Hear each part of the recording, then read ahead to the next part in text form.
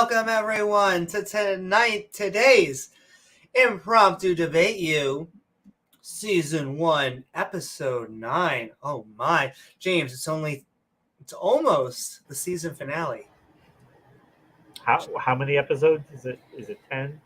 I'm just going to make it 10. I think Gizmo ordered me to. He promised me catnip.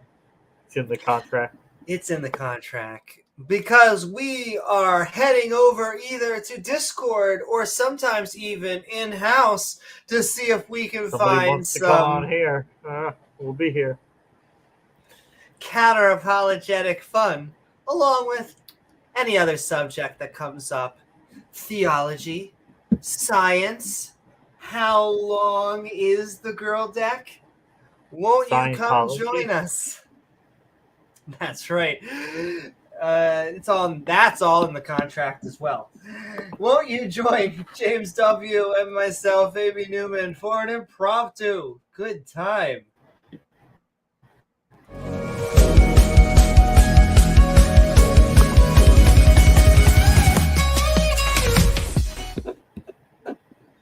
Woo! What is up, everyone? Woo! That is right. We are having another Impromptu Debate You, the show where, well, the topics have yet to come because we are going to head out to find them. I want to thank everyone for joining us out there on the inner tubes. James, sometimes you got to shove it. Please do not forget to like, boom, boom, boom, because it helps us get out there on the algorithms. Tip your waitress. Oh my goddess, I'm so craving getting back up on stage, but I've been put on the list, James. And unlike, 1930s, this is a good time to be put on a list. Anyway. Is that so? Yeah.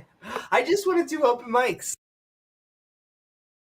Whether I do good, whether I do okay, whether I bomb, I just want to go out in front of an audience and blab. Rant. Kind of like here, but, I guess in person, though this is cathartic too. It's basically, that's what ends up happening, I think, when I end up ranting on stage. Because what most people, and myself, I think included, still 5 minutes, it's like, holy shit. But then sometimes I get a little bit too ranty. Like 20 minutes has gone by. Anyway. No, come on. Not you. James's channel is for ranting. So today we're debating as well as following at twitch.tv/Amy Newman Skeptic or subscribing at youtube.com/Amy Newman. What is up, YouTubeosphere? That's right, you can subscribe and become part of the Skeptic and Ranting family, and then hit that bell icon, bung, to all, because that's what actually gets you reminders to see our premieres or join our live streams. Well, like this, because we did plan this out.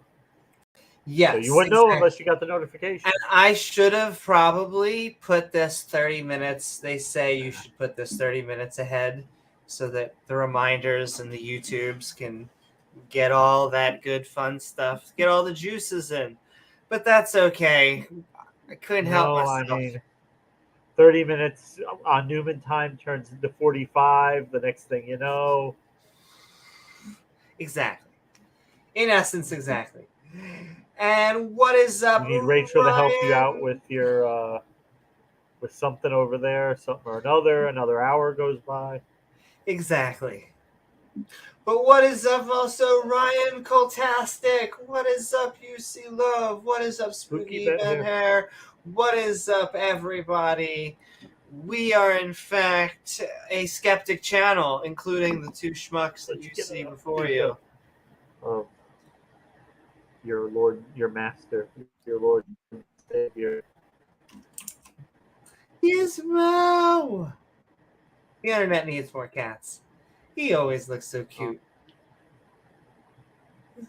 Yeah. He's like, hi, everyone. Go back to turning my leg into a pin cushion. I know they do this. They like Kneading. tenderize, yeah, kneading. But yes, the Two Schmucks You See hosting. However, right after this housekeeping and the shout outs, which is in the housekeeping, we will then be, inviting you, the viewer, or, more likely be going to Discord, in which like 18,000 people will shout anti-trans things in a channel that's named Jesus. Jesus loves you. And then they'll be sending DMs for pics. Yes. You'll never be a woman, but if you happen to have some pics on, just you know where to send them, right? He has continually sent me for those, both the D and the breast pics. He's asking. That's for when pics, you know you have a yeah. special combo. Yes. But yes.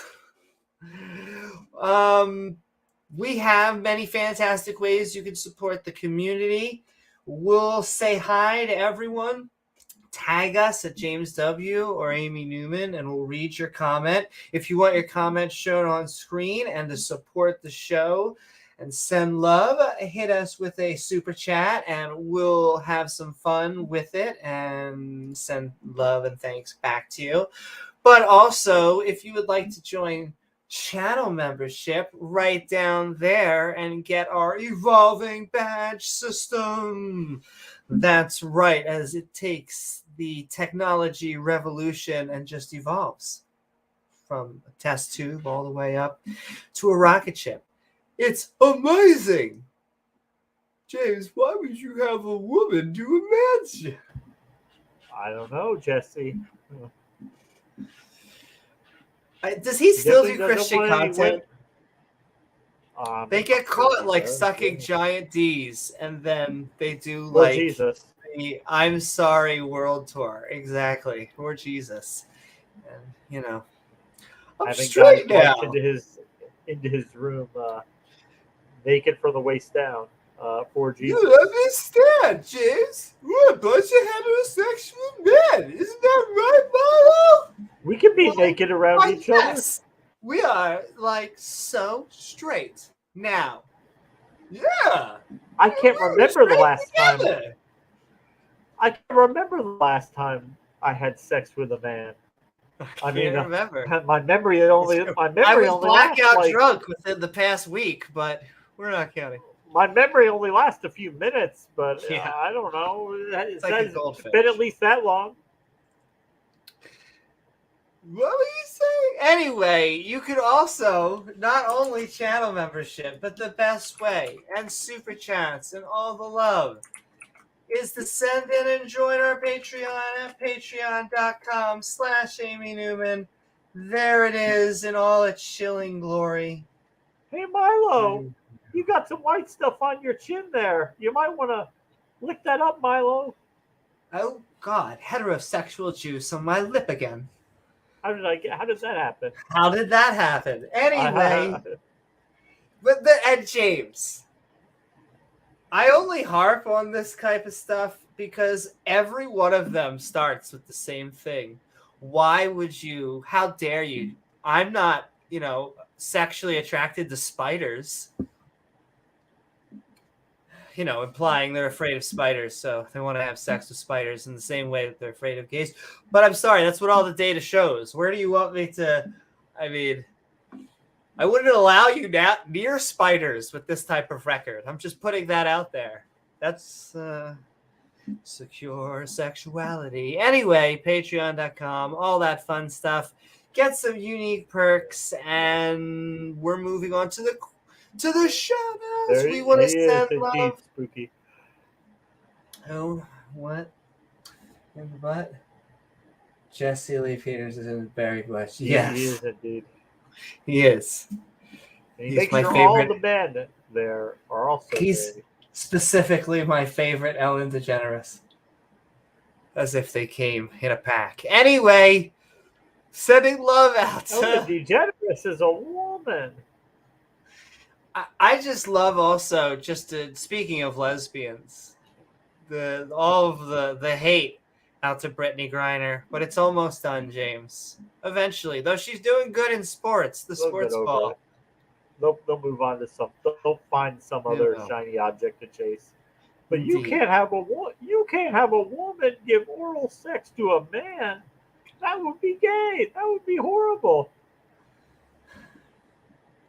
See, what's sad is these are true statements. We don't even need to be hyperbolic. Say that. No, he did say a that. woman cannot give oral sex to a man.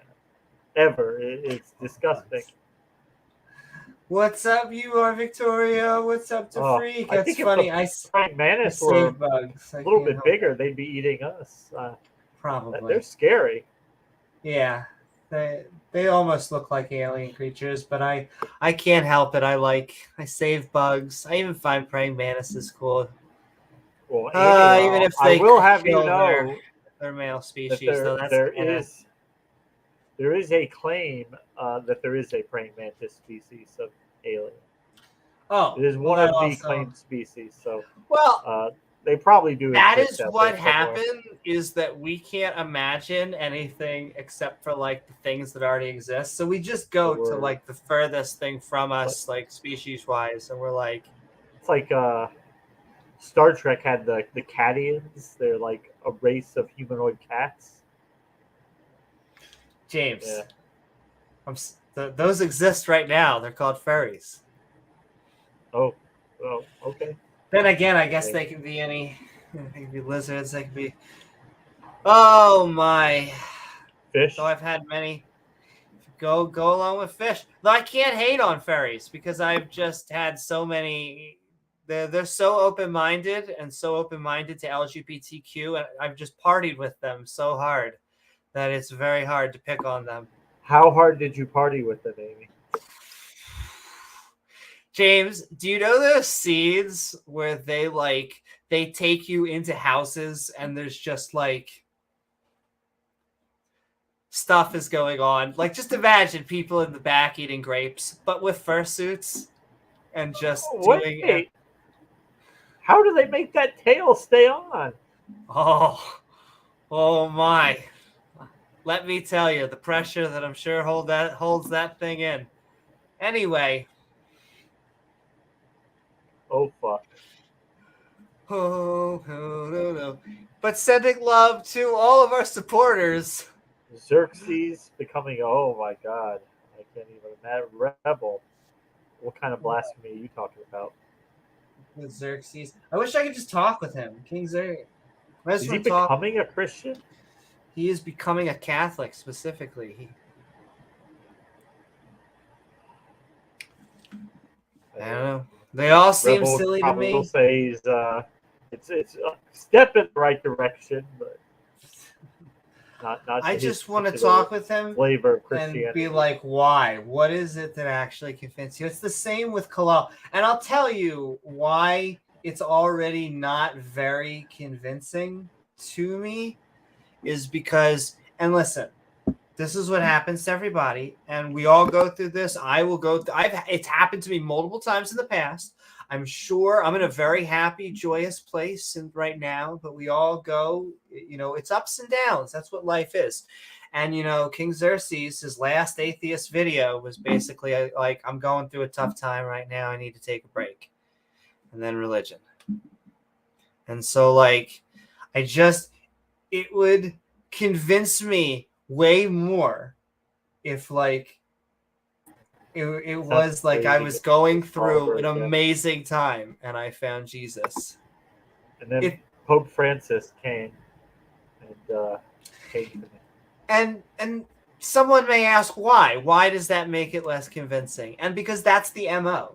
That is the MO that goes on, is that I was in a really dark place, the heart of my soul. And what almost happens is pariahs come in. Not always, but sometimes pariahs, people who are putting pressure, external forces, and it drives people into needing some sort of... I hate saying this because everyone's looking for something to save you. But yes, it is like it's the non-insult version of me saying this. I guess it's hard not to sound like it. It is a coping mechanism. you could take a rational person and offer to sell them just on any regular day magic beans, and they would probably laugh at you. Now, if all of a sudden that person's been diagnosed with cancer and you say, these beans cure cancer, and there are people who do scams like Well, that and they make money. And can I tell you how they do it? It's not Because just like those these people beans are cure indeed- cancer. Here's how it would go. You're having a really well, tough I mean, time that's in just your the basics life. of it. But, You're having a really tough time in your life. And so they go, okay, well, did you notice beanosophy? And you go, what is beanosophy? And you go, oh, beanosophy is just a wonderful philosophy that accepts all other philosophies. It tells you that you need to find your inner self. And you go, oh, I love my inner self. I need good to for find digestive health. Yeah. And so then you get into like stage 2, you start to get into the middle stage, and they start to be like, well, the bead is metaphorical. The bead is metaphorical for when we kind of roast the outer layer of ourselves and are left with just the juices of what we are in entirety. And then beans are you. The beans are you. And then after all that, then they present you with magical beans. God. And Stop it, at that point, you're kind of like already in. What is Rebel? You just put it Cancer peddling isn't nonsense even... about I'm sorry. cancer. I'm sorry. When you say the sentence "cancer isn't even deadly," I mean, like, I'm gonna put this lightly. I hope you don't have to find. That's like a non-GED statement. Like, I hope you never have to find that out for yourself, Rebel. I hope you never have to do that, because my brother-in-law, who is a conspiracy theorist, who believes in just about every he's a good guy, but he does believe in just about every conspiracy theory under the sun, just had to have his kidney taken out because of cancer. And so this is somebody who's not even sure about the germ theory of disease, that it may be a conspiracy, but yet those doctors, when they say cancer, suddenly maybe they know what they're talking about. Maybe I should go to the hospital and get this looked at. Maybe they should do surgery to take out the cancer. Yeah. My brother had cancer. He had testicular cancer. The chemo that went through his body made him, and very specifically to my mother's breaking heart, look like death. And so he got it at 35, which is how... Wow. Which is, once again, it's like saying I got cancer right now. And so it's deadly. It is, depending on the cancer and the stage, because there's different type of cancers, different types of stages, and none of them Still are never good. My brother was able to get over it, thankfully. He was able to beat it. Shut the F up, Rebel. Oh my God. Chemotherapy and radiation save lives. But like I said, this is it is very much... I'm telling you, that conspiracy theory mindset, I understand even better. I was learning about it. I think I'm starting to continue to get a better grasp. It's, everything was fine, James. We were healthy. We were actually healthy until the people who took over the world, made us sick. And now if we could just revert what the people who took over the world did, we go back to being nice and healthy. The thing is, so many people had cancer and just died, and they didn't know what it was necessarily. Yeah, you just die one day. If the tumor doesn't manifest on the outside, they don't do an autopsy. They would never know. So it just looks like, oh, why are so many people getting cancer? It's because we're screening it more, we're detecting it more, whereas it's always been a thing. It's just a lot of people had no idea. If you had 150 years ago, if you had pancreatic cancer, you you would be fine one day, and then you just get sick, and probably a week or two later, you just die, and they would have no idea why you got sick, why you died, what happened, and they put you in a box and put you in the ground, and that would be it. But just in case he does want to join, I'm just going to put that in there. I was about to start doing shout-outs, but I realized what the prime focus of the show is, and that is, ladies and gentlemen, to debate. Impromptu debating. Exactly. We might go on Discord in a second after we do shout-outs, but, if a certain shirtless steak cooking if they could go on camera, ever wants to, maybe we'll get warm under her collar. You might see put that out there. You might see something start to rise up on her. James, it's hot on the girl deck tonight. Hot. It might be. But yeah, I'm just sending love. Thank you to Freak for all the love out there. And I think Xerxes will come back because probably. I think that if you find it in a place not of skepticism, it's hard to maintain. Like, if you find it because you were going through a rough time, when shit gets better, that pressure just alleviates. And it's like, Because, Catholicism, that's kind of it depends which flavor of it, because in a way, like, they're apologists. They do argue it like lawyers. They argue it like the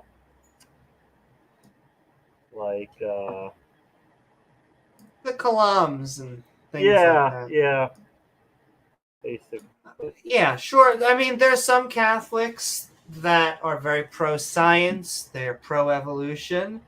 And then there are other Catholics that, let's just say, got passed around like the whales who bit children at SeaWorld, and the biting would have been a nice thing compared to what they did. Catholicism at its base, where it's full of like these dogmas, which are just statements that you're told you have to believe, and you just have to believe it because you just have to believe it, even if you don't understand it. Also, that's a Bill Burr joke. Yeah. Sorry, I have to give TM. Oh. Right. Or I feel always guilty. Throw a Bill Burr in there. Well, and there's nothing worse than a joke thief. I think lay people, we're allowed to, you can throw around. I didn't know. But as I go into the comedy word, the passed around at SeaWorld, yes. He was pressure. He was brought on a daytime television show, and the co-host was like, hey, what do you think about all that hula about you making a Christian joke? He's like, a Christian joke? I think I made like one or two of those in the whole special. She's like, yep, And he's like, don't you think the Catholic Church maybe have done a little bit more worse with all those crimes than, my little jokes? And, the daytime shows got very awkward, and they tried to change the subject, and he just laid that joke a little bit even harder. You could say that, and I haven't looked at the numbers, but I've been told that like the rates of like child molesters in the priesthood aren't really much aberrant from any other profession. But the difference in that is that they're an organization that holds himself out to be a paragon of morality and virtue.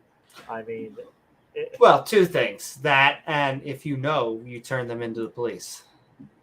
Right. Yeah. Both of those things. Yeah, you don't just give them a fresh crop of victims and people who don't know about the allegations. And I would love to know what his original religion was, because sometimes you just go back. She definitely ain't no Amy Schumer. And no, I'm no Amy Schumer. Oh. You'll notice because Amy is actually funny. Thank you. I was gonna say, at least I attempt to make my own jokes. I mean, Amy Schumer, once in a rare while, she'll say something that's mildly amusing, but Maybe I'm being too hard on her. She's all right. No, it's okay. James, who doesn't love, fat jokes from a woman who's, I guess, Hollywood fat? Plus size. Plus size, exactly. She would shop at the larger section at Target. They're coming for all the supposedly. They've been coming for freaking Target. All those. So she would look for extra room for the tuck. The tuck. So silly. Tuck friendly. It does. It saddens me because, like I said, you can hear it in all the recent, what do we call these?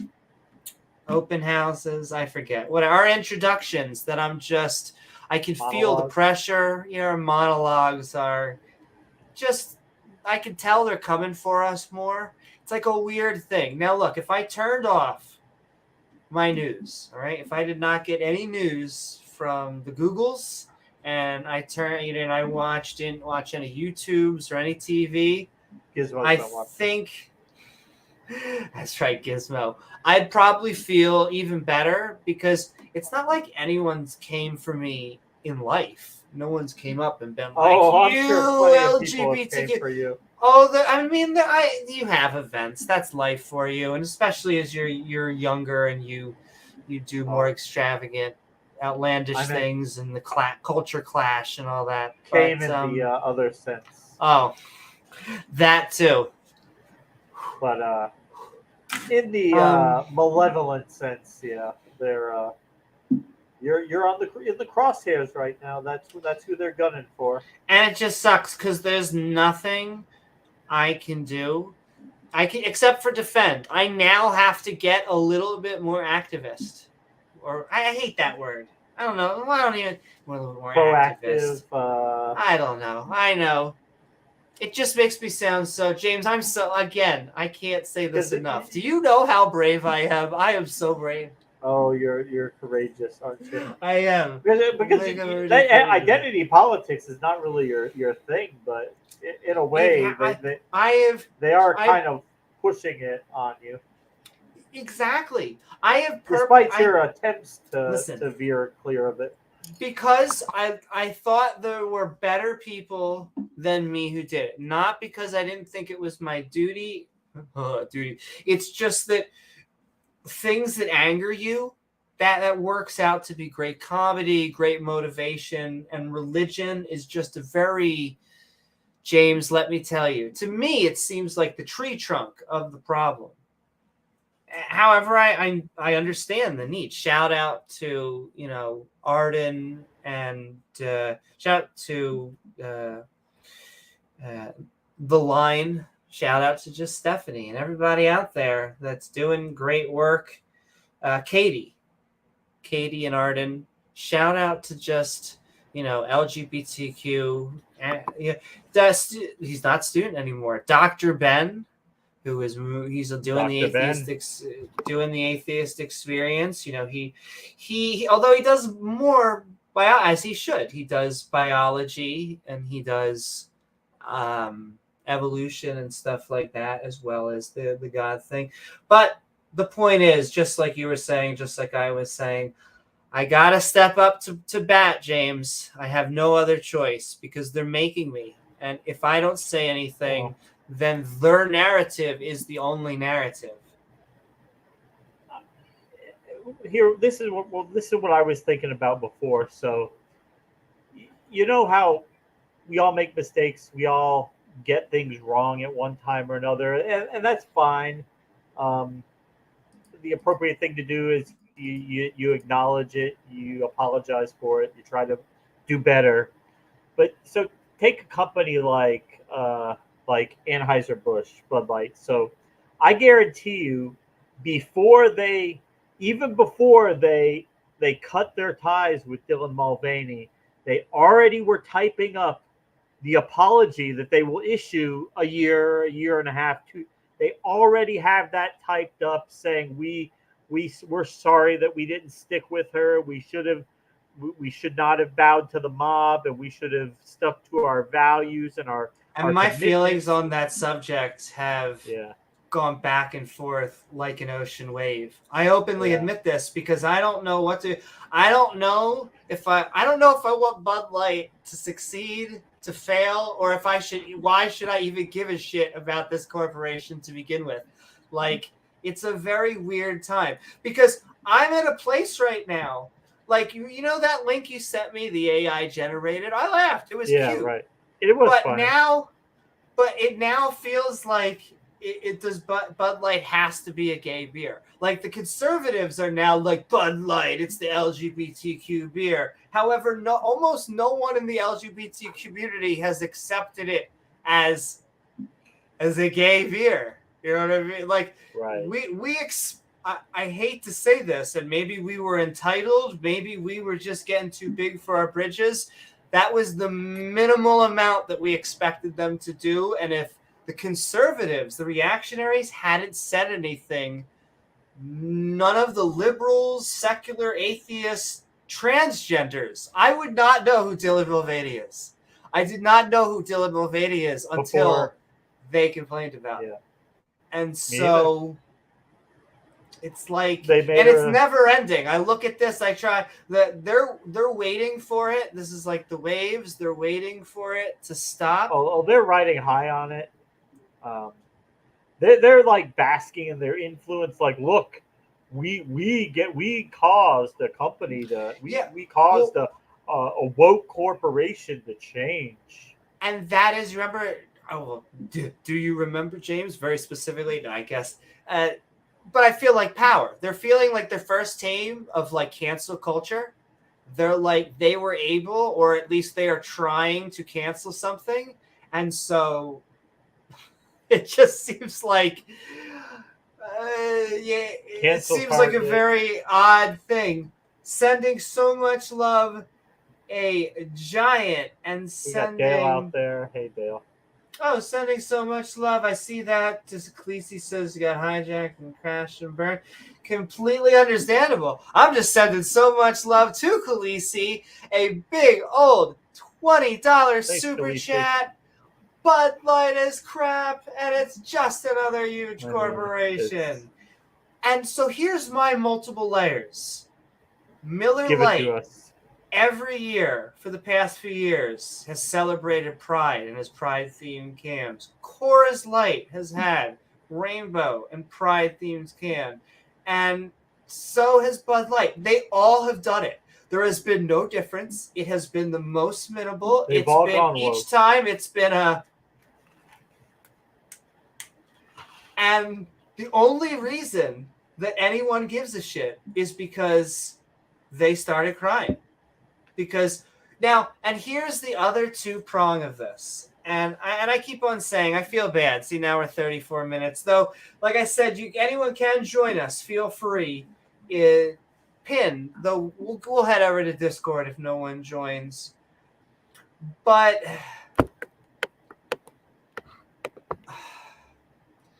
it is just this weird scenario where they say on one hand, and yes, here's the insulted. So here's that, says DeFreak. So here's that two-prong, though. And I feel like they play both sides of that card. Is it, A, because they say that the executive, the marketing executive, and it's actually kind of muddy whether this was the actual words of the marketing executive, but basically was saying how we have a fratty base and we need to expand it. Now, half of them will say, well, they just need to apologize for calling us fratty. Don't you need to understand that's our base? But then the other half is like, why are you marketing trans people when this is a all-American, even though it was never an American beer, but a blue-collar, whatever the fudge. And so which is it? NASCAR, is it because NASCAR yes, NASCAR and guns.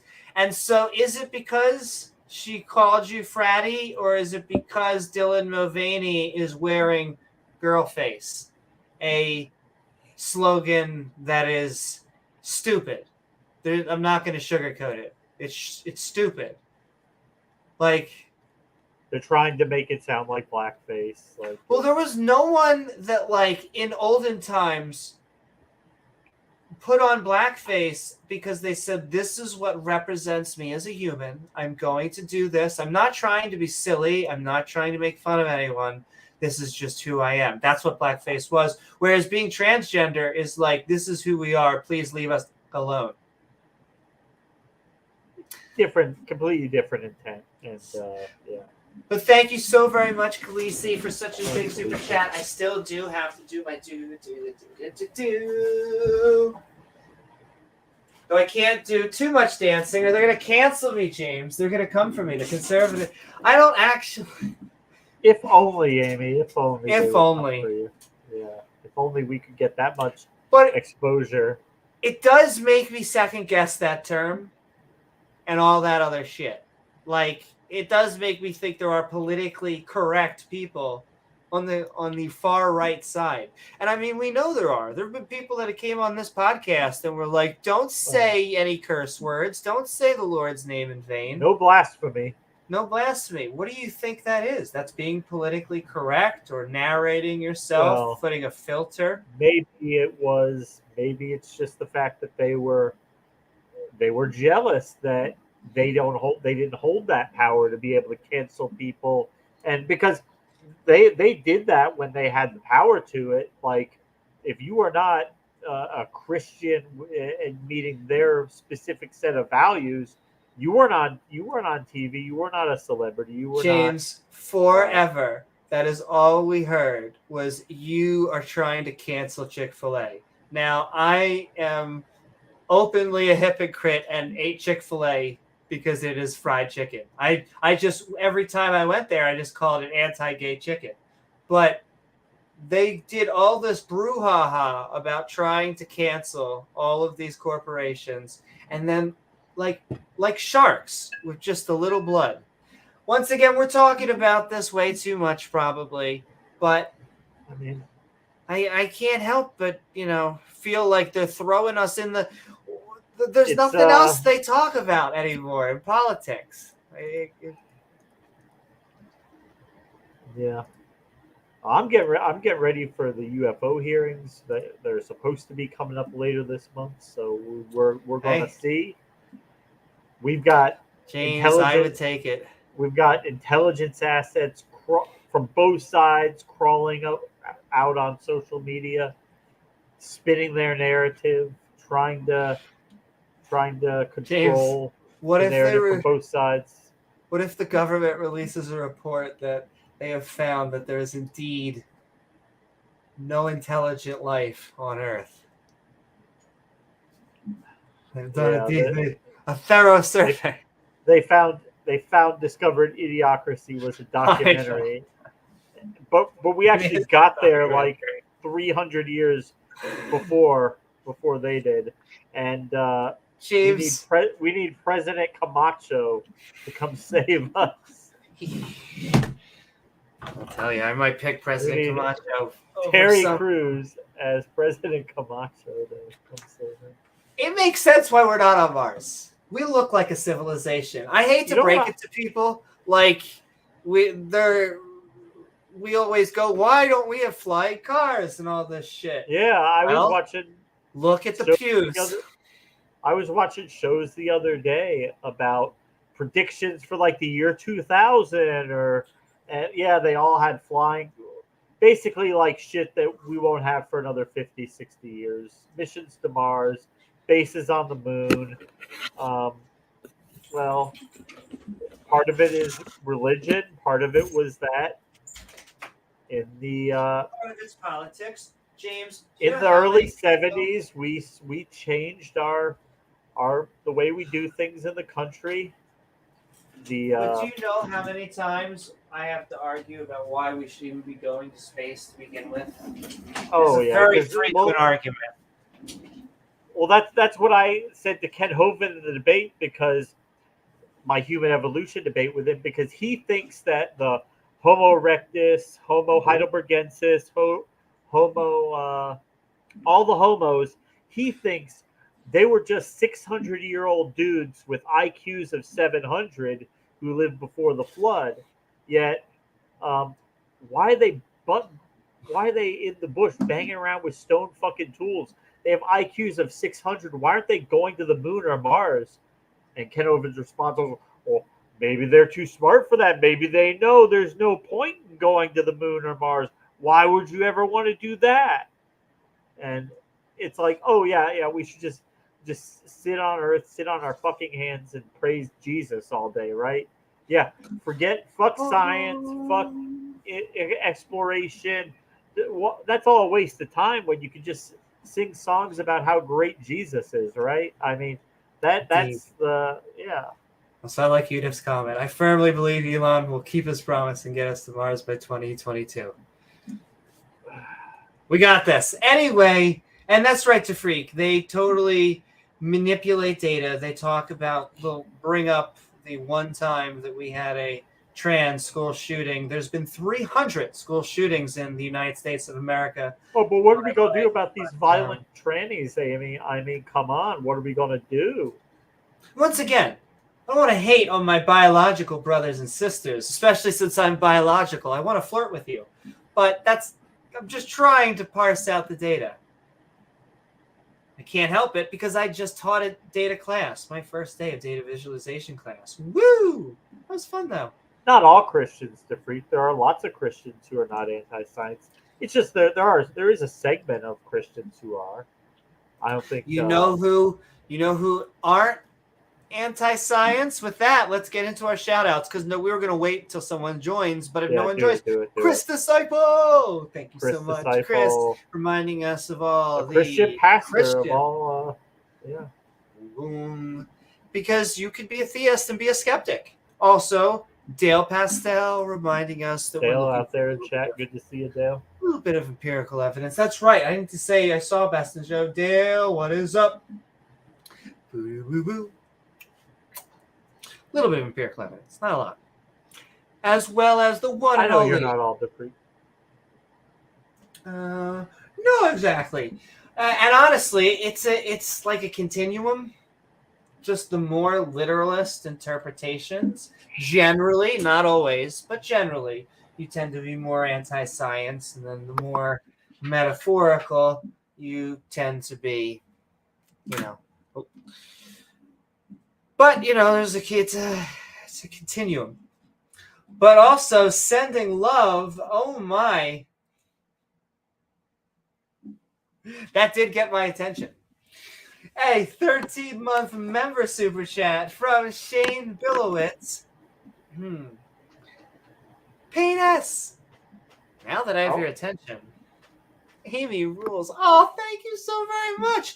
And James W. rules. Thanks, and Shane. You all rule. Woo! Thank you so very much, Shane. Honored to have you as a member and part of the Skeptic and Ranting community. And you're right, that will catch my attention every time. Do. We are having Impromptu Debate You. We're just going to get through this real quick. The lovely shout-outs, even though nothing... We're trying. But we do want to take our love and tender time with our Patreons and our channel members who we support so much too. It's a balance. Keep on talking about that word continuum.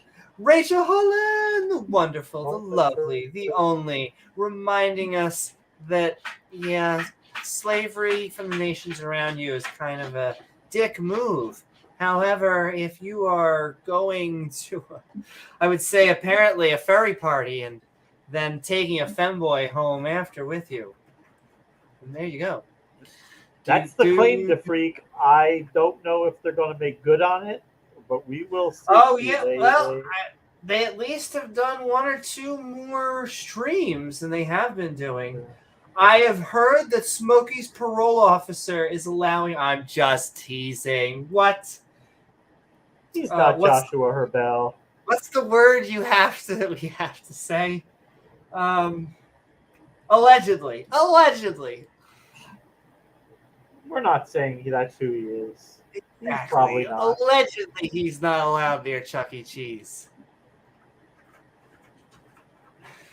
It's his brother, cousin, His brother. uncles. It's someone friend. who looks like him, but he wears like a Sounds like a hat, him. an ombre. It's a mustache instead. You can hear the I don't know cat why goes he out. can't just. I think there. I don't know. From what I've heard, it's like part of them want to just say, okay, yeah, it's him, and then part of them is like too embarrassed to do that. I don't know. And it's true. I think that Smokey and Khalil are gonna.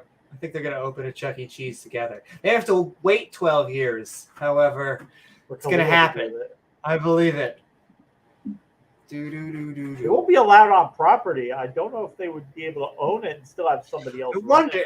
I mean, it's a horrible thought, but I wonder if, like, because the P words, they're not notoriously not well liked in jail. But like, I wonder if he's leaning really hard on like, they're just judging me for my religion. I'm sure. Come on, there's the most horrible thing ever. Never. Well, I mean, DNA evidence. What? That James, that were those liberal secular, skeptics. They planted the DNA evidence. He could get with the Muslim crew in the prison, and I mean, based on their profit, they can't be too hard on him, can they?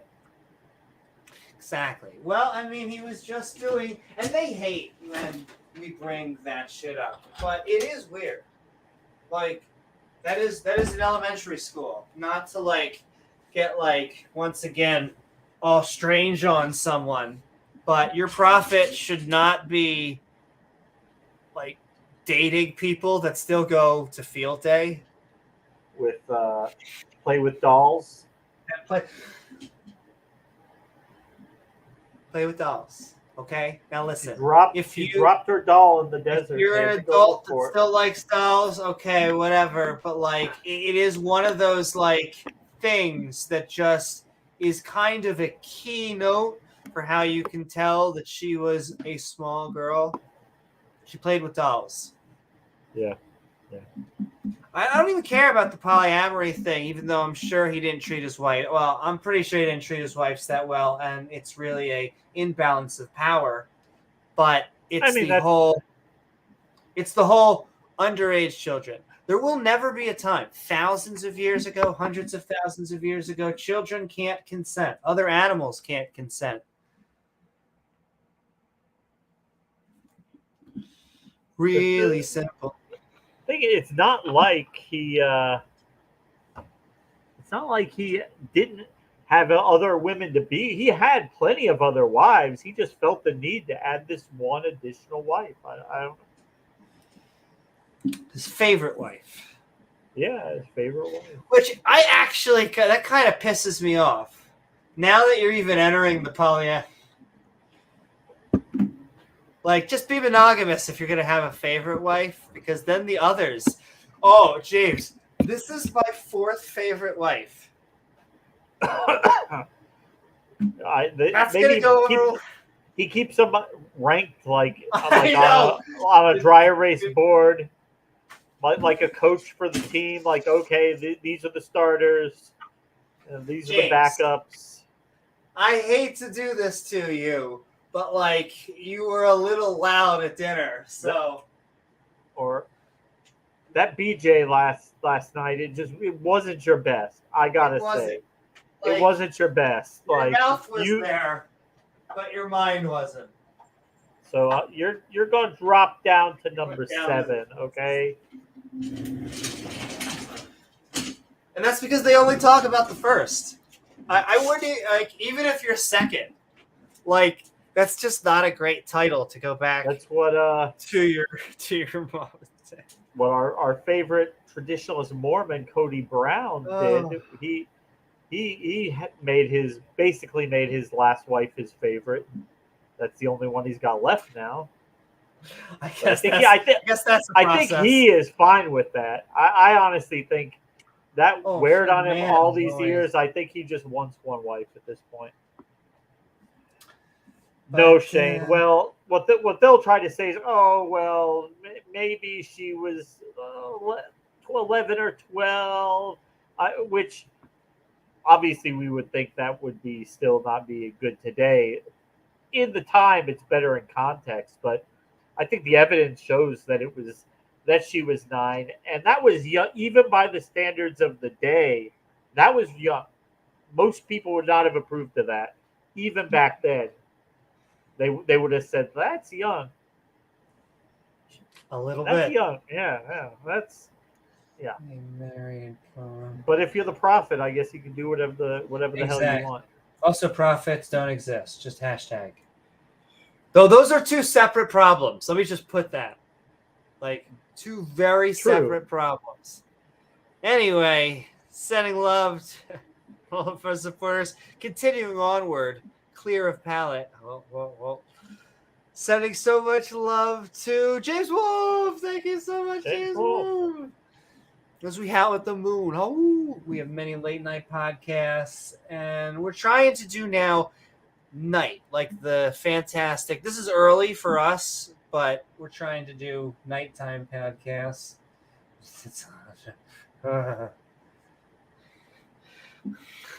Some polls. I'm just scared of his day. I'm just scared. He's gonna. Grab him by the burqa. I am very afraid. I don't want to keep on going back to that subject, but I'm just afraid he's gonna get back in because of transgenders, and there's nothing I can do. Like, I could become a far right nationalist, and it's not gonna, which would. But you could become one of the good ones as much as you want, which is a disgusting concept in and of itself.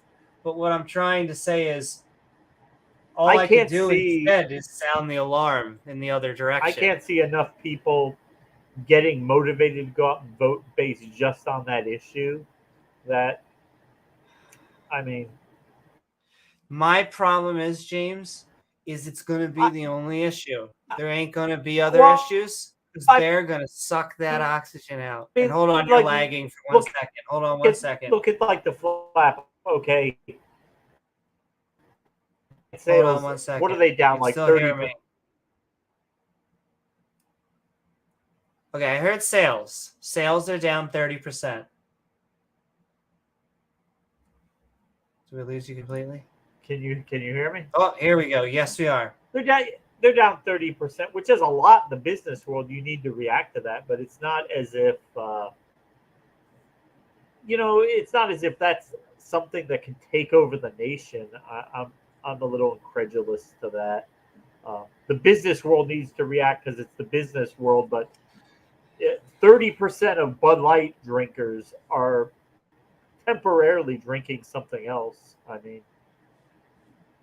Yeah, I think eventually things will go back to normal. People vote primarily based on the economy, based on their economic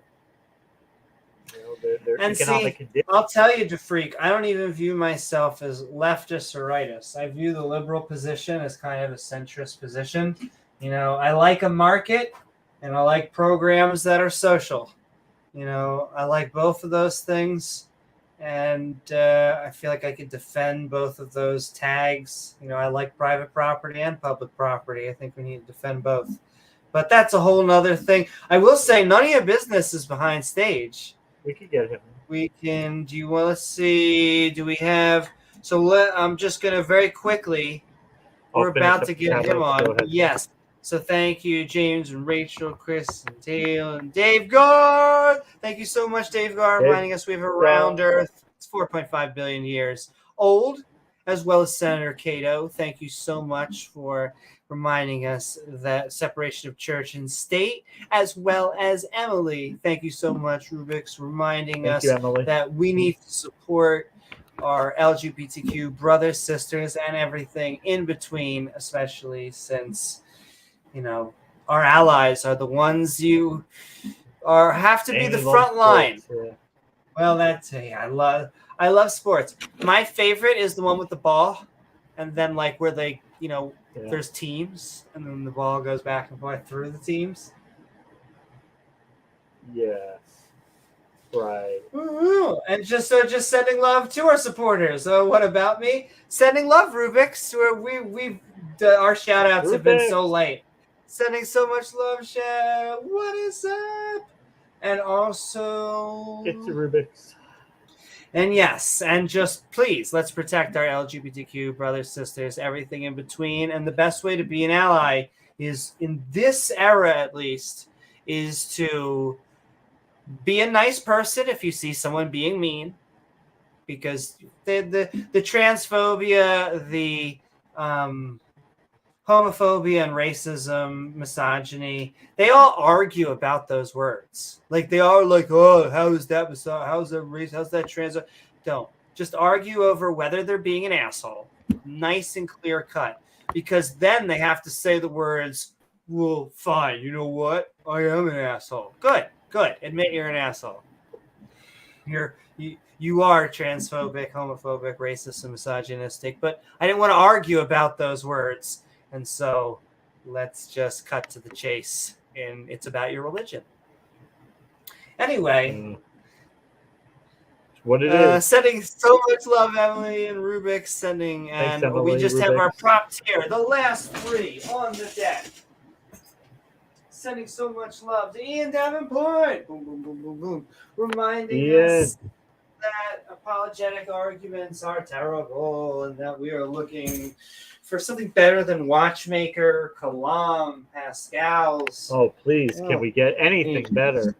Yes, exactly. And sending love to Regos. We have a Skeptic Bible study. We're almost up to number 100.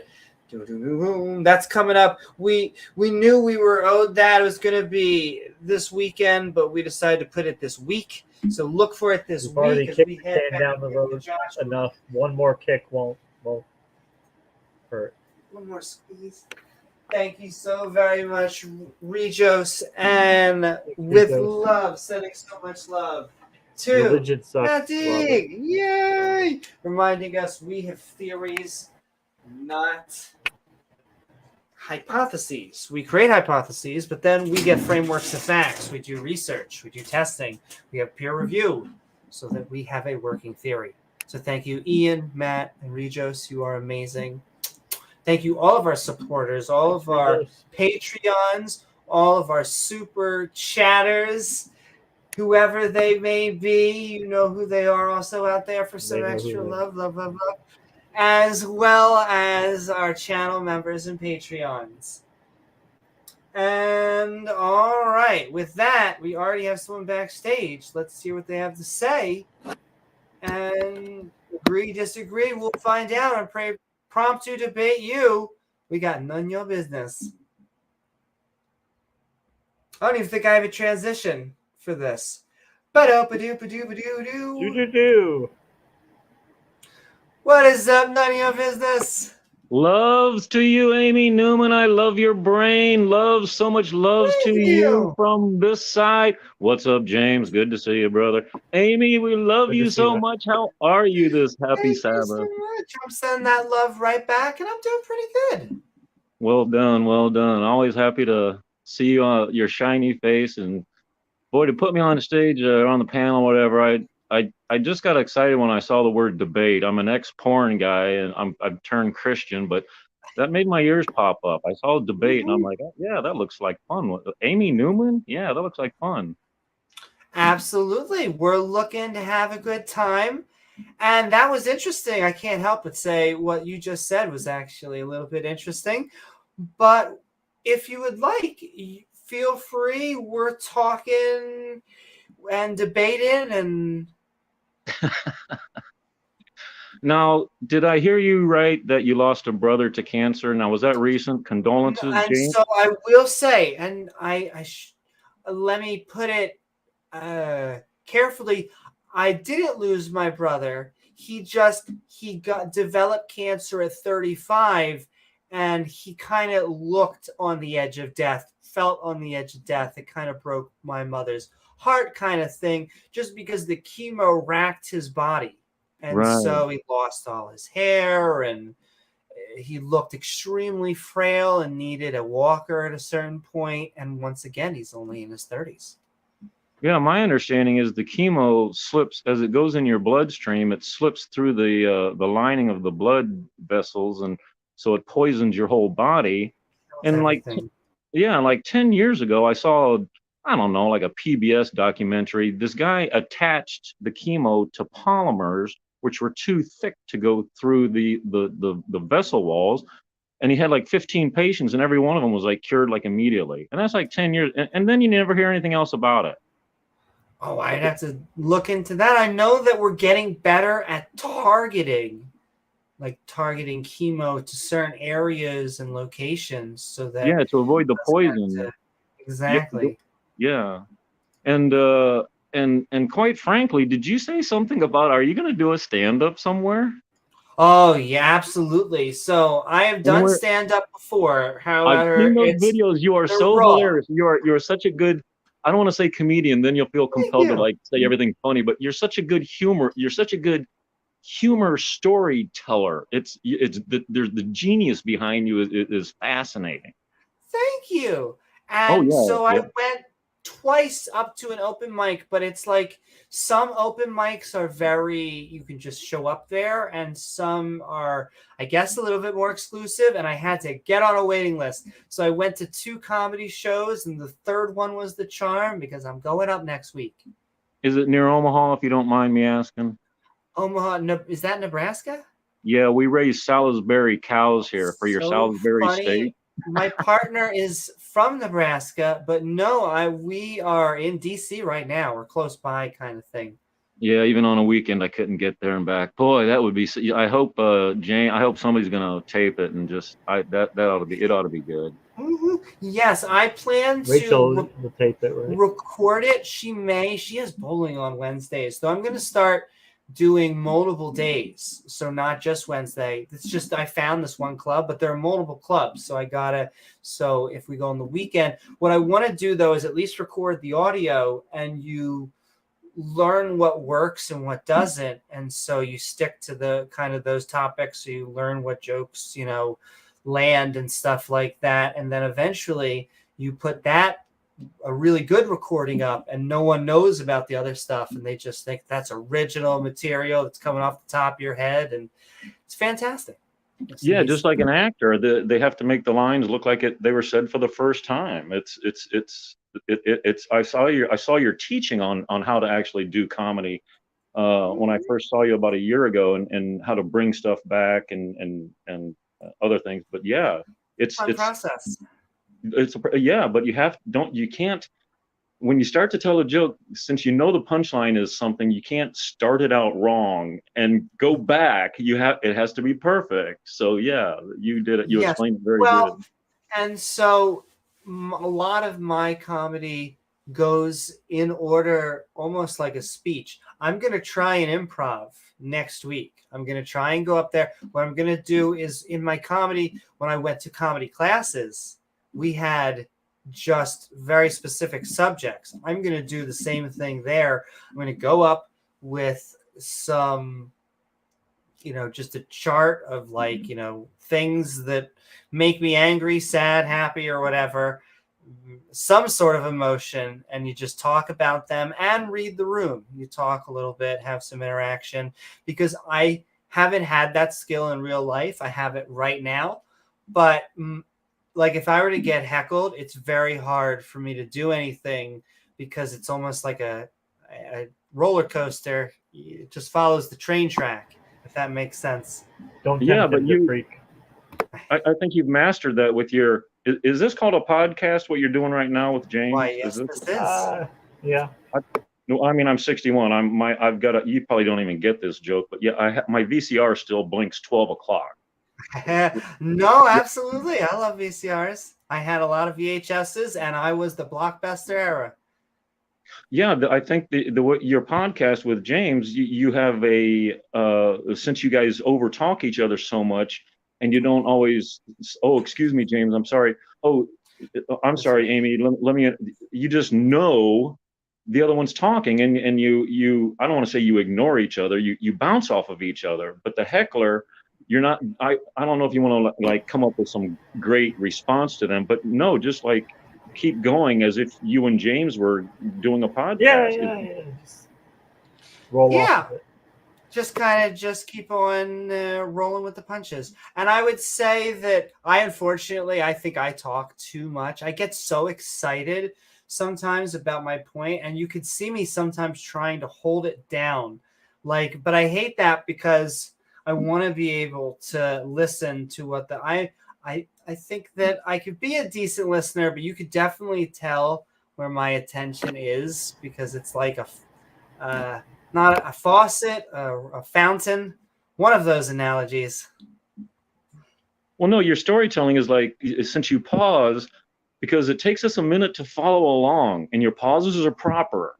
And so we catch up during the pause, but then you add some more to it, and we're like, whoa, wait a minute. She's not going with the whole, the people that talk blah, blah, blah. And then they started the people that just went blah, blah, blip. And then those people started fucking the people that went blip, blip, blop. And they said, we don't even understand. Oh, man, it was genius. As you were building up to it, it's like, oh, my God, it was so genius. I laughed so hard. Thank you. Well, that makes me feel so honored. And I'm going back to it. Some people used to ask, when you going up, when you going up. COVID was a little hard, but I just have craved it. Like, bad, good, everything in between. I am ready for it. They're not right around the corner, so it is a little bit of a trip. Also, excuse me for just 1 second. I get excited. Once again, excited.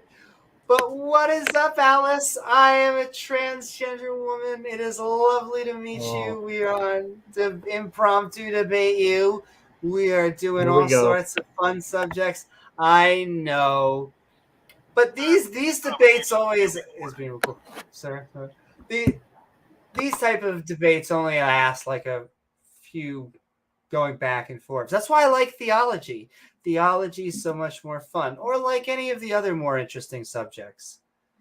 Like they used to say how boring identity politics was, and now that's all they do. It almost anyway. Right back to you, Mike. I'm so sorry. I just can't help myself. No, it's good to hear. And I think you mentioned somebody was turning Catholic. I'm an ex-Catholic. I would like to comment on that. Well, and what's up? Send love, Ember. Send love, Loki, Fur, and Gur. Boom, boom, boom. I think Gur was just doing a stream. Go check out Gur's stream. Go check out Ember's stream. Gur's always doing streams.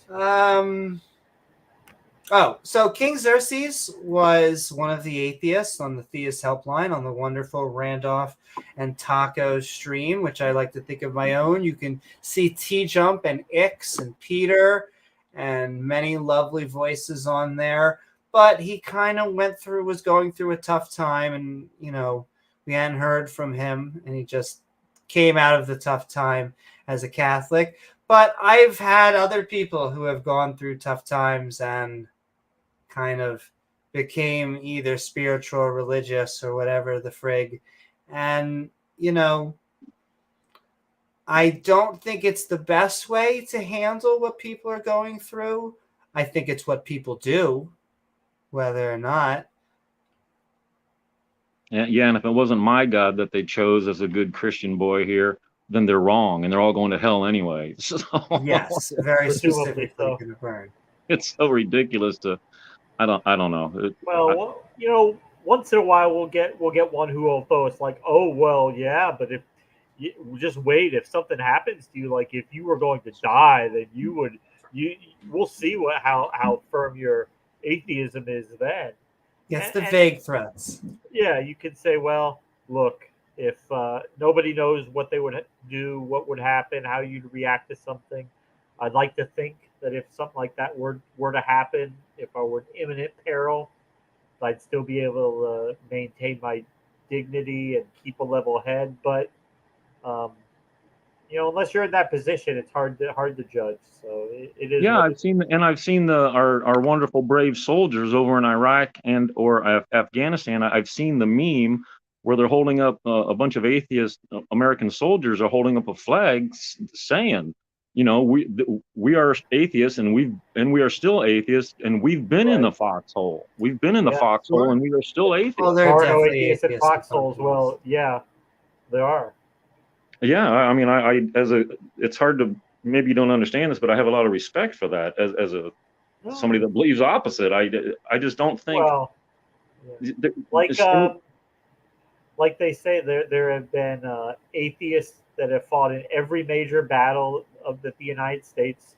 There's been gay people fighting for America. There's been transgender people. There's been atheists. There's been pretty much a cross section of all groups of Americans who have fought and died for the country in every major fight. Also, lesbian, I looked up who that is, Chris Laisla, and I will take a look at him. We always want people on, especially if they disagree with us. But not only, I'm going to be right back 1 second, but Mike, you said you were about to say something. Yeah, but I did a lot of drugs in the 80s and I forgot. That is okay. Well, I'll Stuff hold was on for good a back second. in the 80s. It was a pure purity to it. Let me tell you, though, it became legal in D.C., and my God, like, these people are making more money than McDonald's that was right across the street. Never seen more packed. When Rachel and I used to go there, it was just like me, her, and another dude, like, parked out. And now the whole parking lot is just wall to wall. But I understand Denver has more bums than Bumville once it went legal, that everybody went there like, oh, I'm going to get a job, or I'm going to go there and smoke, and then they just spend all their money on it and they end up on the streets. On weed? Yeah. You go to Denver, Colorado, there's nothing but, I don't want to say bum, but yeah, bums on the street is what we used to call them. Just because of marijuana? I would have to see like some sort of proof? Oh, somebody in chat can Google it and come up with a quick link, I'm sure, but no, I mean, there's people like that all in cities where it's legal, illegal. I don't know that's just that.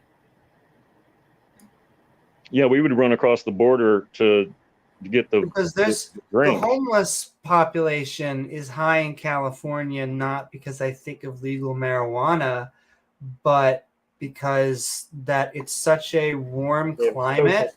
And they have social services. Both of those social services, and if you are going to be homeless, you don't want to live in, Maine because it's so freaking cold. You're gonna chilly. LA's flat. You can ride a bicycle or walk.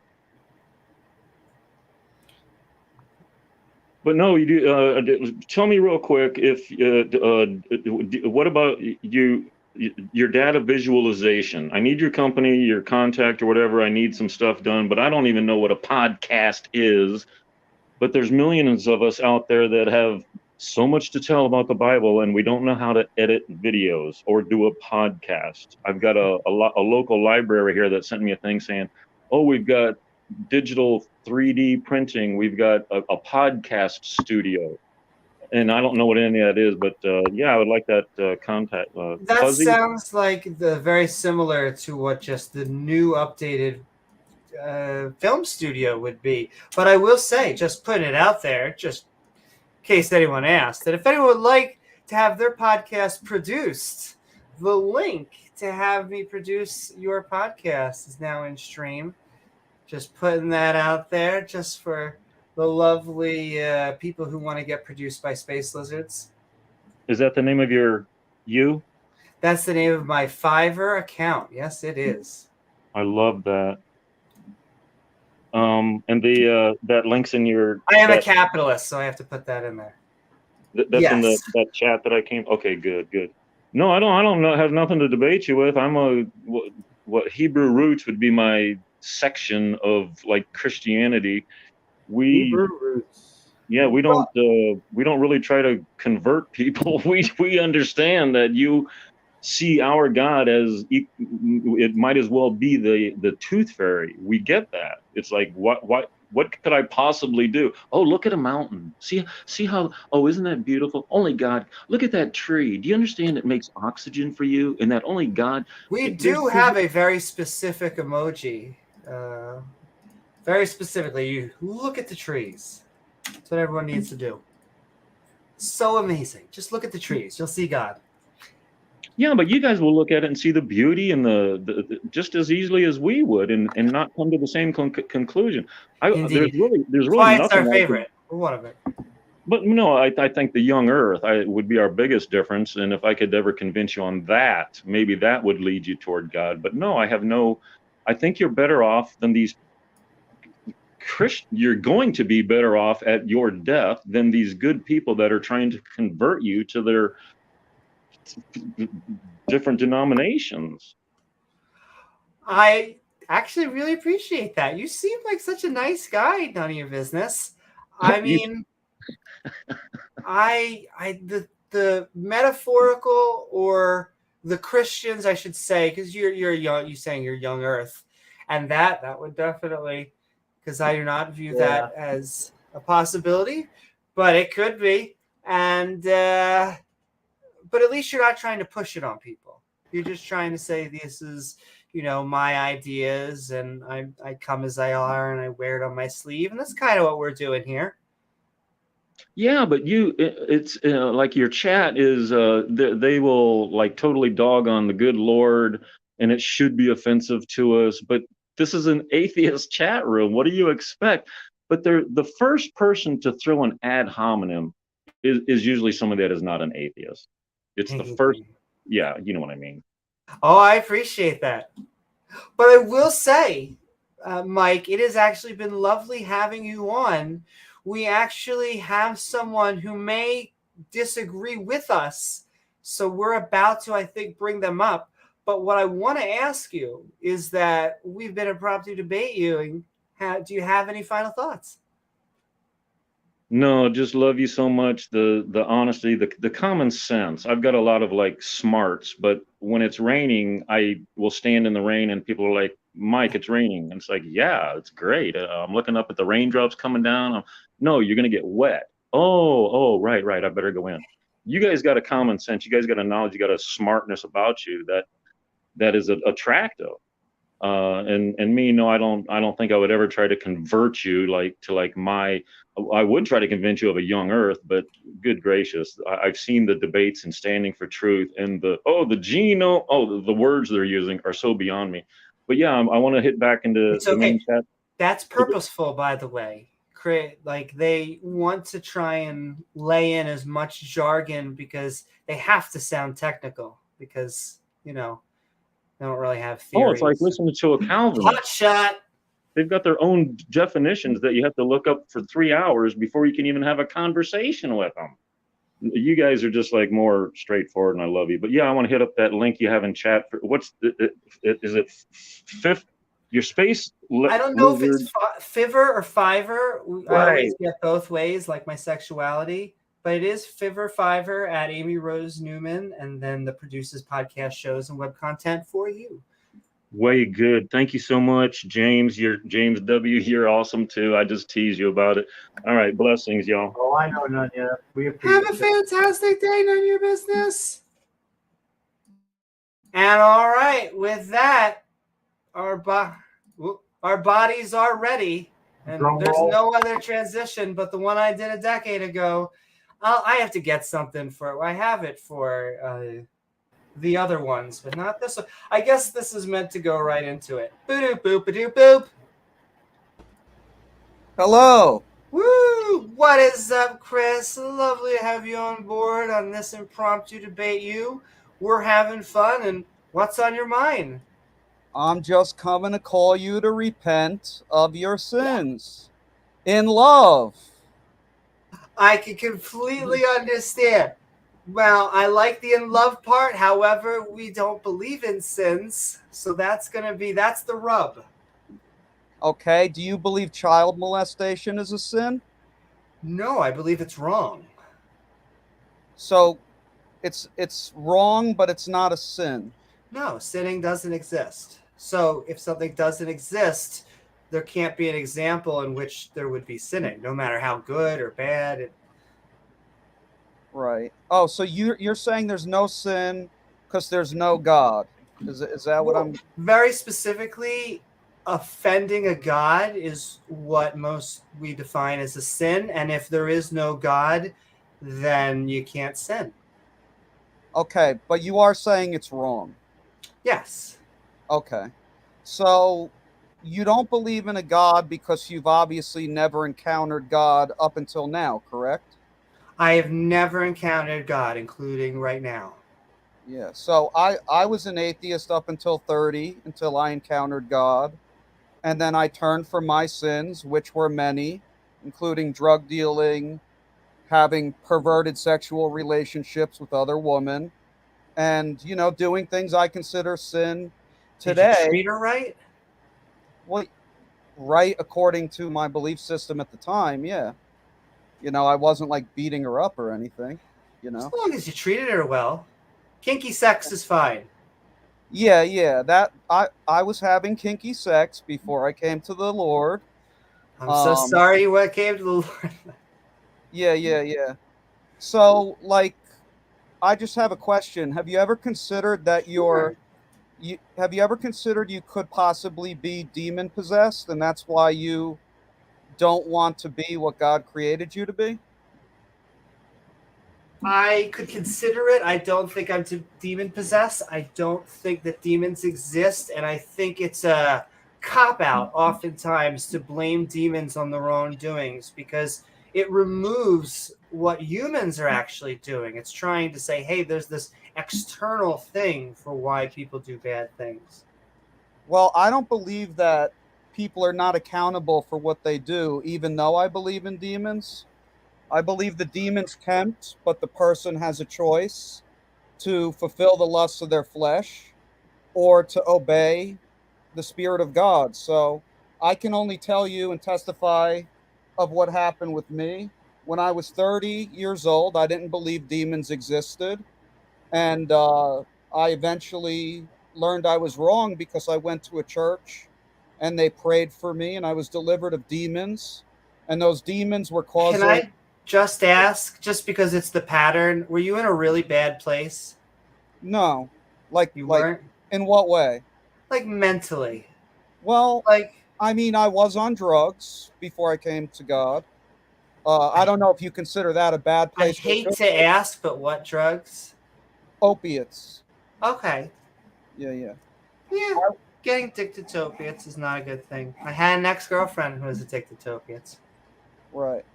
Was this like before you changed over, or No. so? How long have you been trans for? I think coming up on 12 or 13, and maybe have to check, but it's over a decade now. Okay, Oh, and wow. you you're happy with that every day? You never think about going back? Absolutely. Yeah.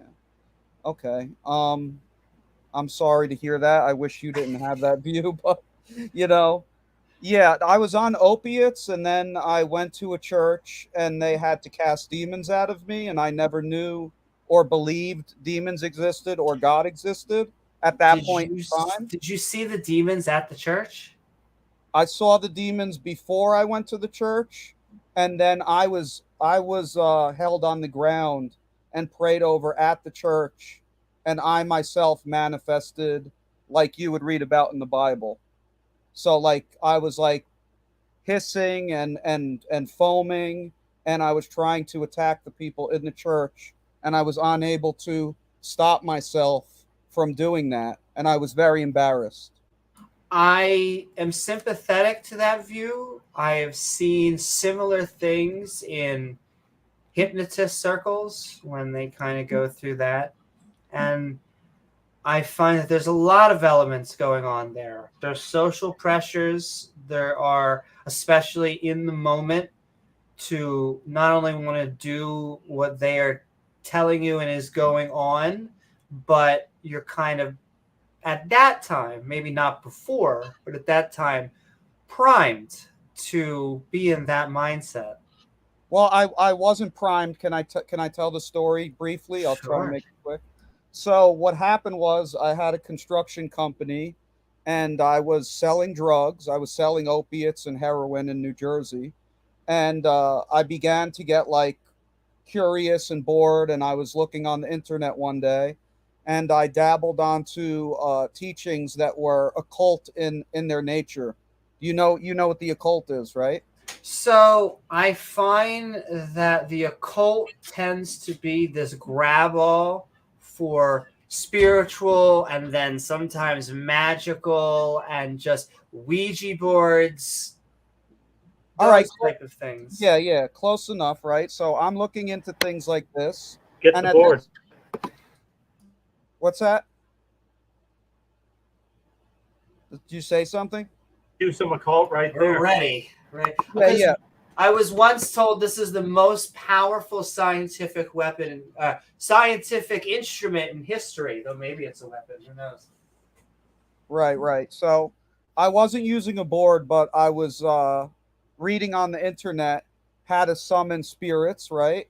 And at this point, I was an atheist, and I built a pyramid, a copper pyramid. I was reading this stuff. But I have to. Can I pause you for a second? Because Yeah, you said I was learning how to summon spirits, and I was an atheist, and I view that as coming in grave conflict with what James and I personally believe. Because now you could be an atheist and believe in spirits, but I think because our atheism is derived from our skepticism, it's like we're already off to a Unless weird were you doing it? non-empirical route. Were you doing it just to prove to yourself that it's not real, or you were expecting it not to be real? I just out of curiosity, it was more, I don't think this is real, but I'm going to try it and just see what happens. So that's the mindset. Does that make sense? Okay.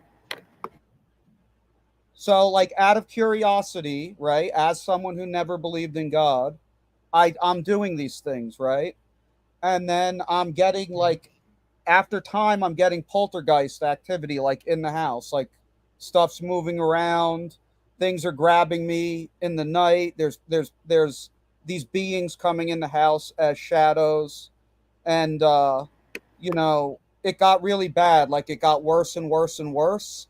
And I like this spirituality I was looking into would tell you, like, in the beginning, like, you have to make sure you're not afraid of these beings, but if you keep doing these rituals, eventually they'll bring you what you want, like money, power, whatever you want, So I continued doing it, and eventually these beings began to torment me.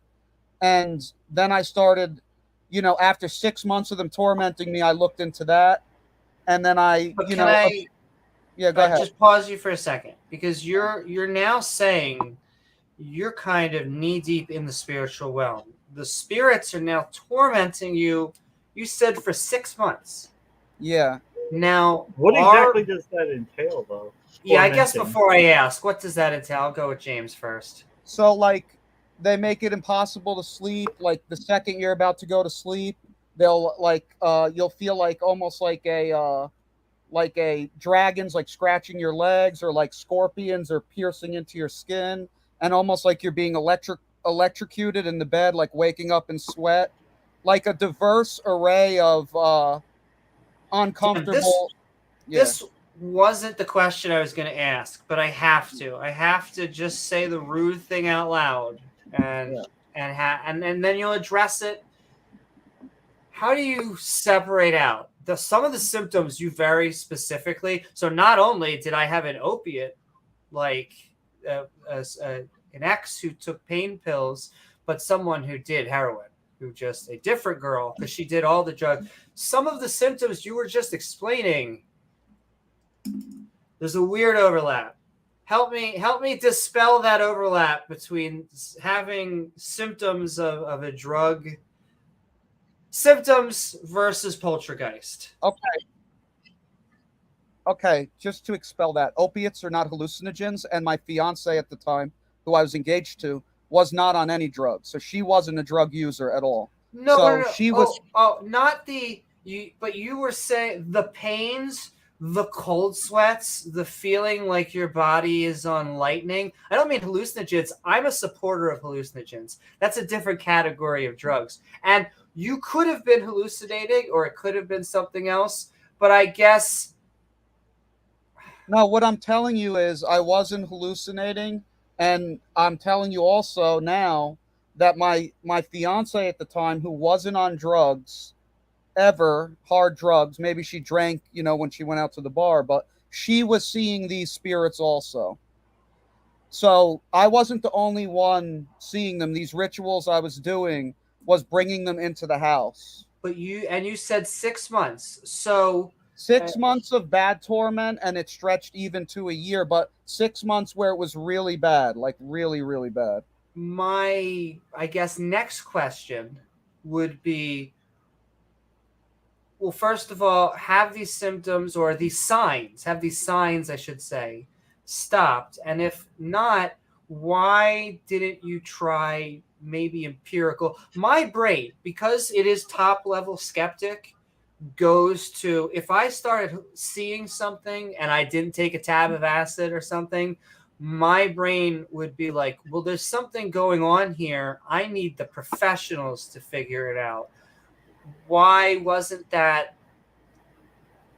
a priority, or did it seem like something else was important? What was going on in that 6 months? It wasn't a priority because I associated these spirits coming in the house with the things I did to bring them into the house. So I did things to initiate them coming in, and then they came. So when I did these occult things and I was doing these rituals that are Egyptian, ancient Egyptian in their nature, and these spirits were coming in, I wasn't like, wow, I'm insane. I was like, wow, this is crazy. This is real.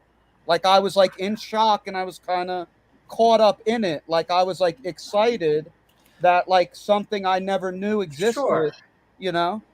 But any type of empirical basis for this? Any type of anything we can see, or just to pair with that, is there a way that we could, if that was the case at the time, is there a way we can empirically test it now? Yes. Without and, doing rituals for ourselves and anything short of that? No, if you want to like literally be tormented by demons and you want to be attacked by them, you would have to disobey God and get involved in the occult, or get heavily involved in some kind of bad stuff, or it's like maybe sex magic or so. If you wanted to see them, sex magic, or if you wanted to see like evil spirits manifest into the room, you would have to draw them in with blood, occult activity. Before we go forward, I have to ask now, though. Yeah. Have you ever performed sex magic? Well, not intentionally, but not. Yeah. There's a yes somewhere in that answer. Yeah. Not like knowing I was doing evil, but like yes, because really anytime you're mixing drugs and sex and you're living in sin, you're mixing, so like biblically, drugs are considered sorcery. So like in the Bible, the word is pharmakia. Sorcery in the Greek, it's pharmakia. Here we go. So, yeah. We don't need to go there. We can stick on your line. Yeah.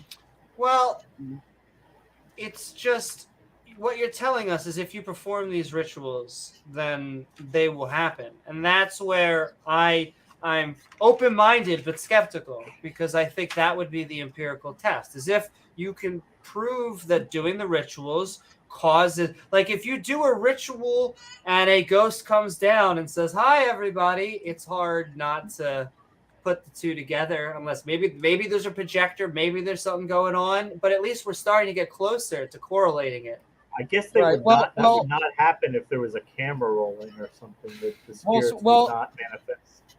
Well, sir, a camera doesn't see spirits. Cameras only see physical things.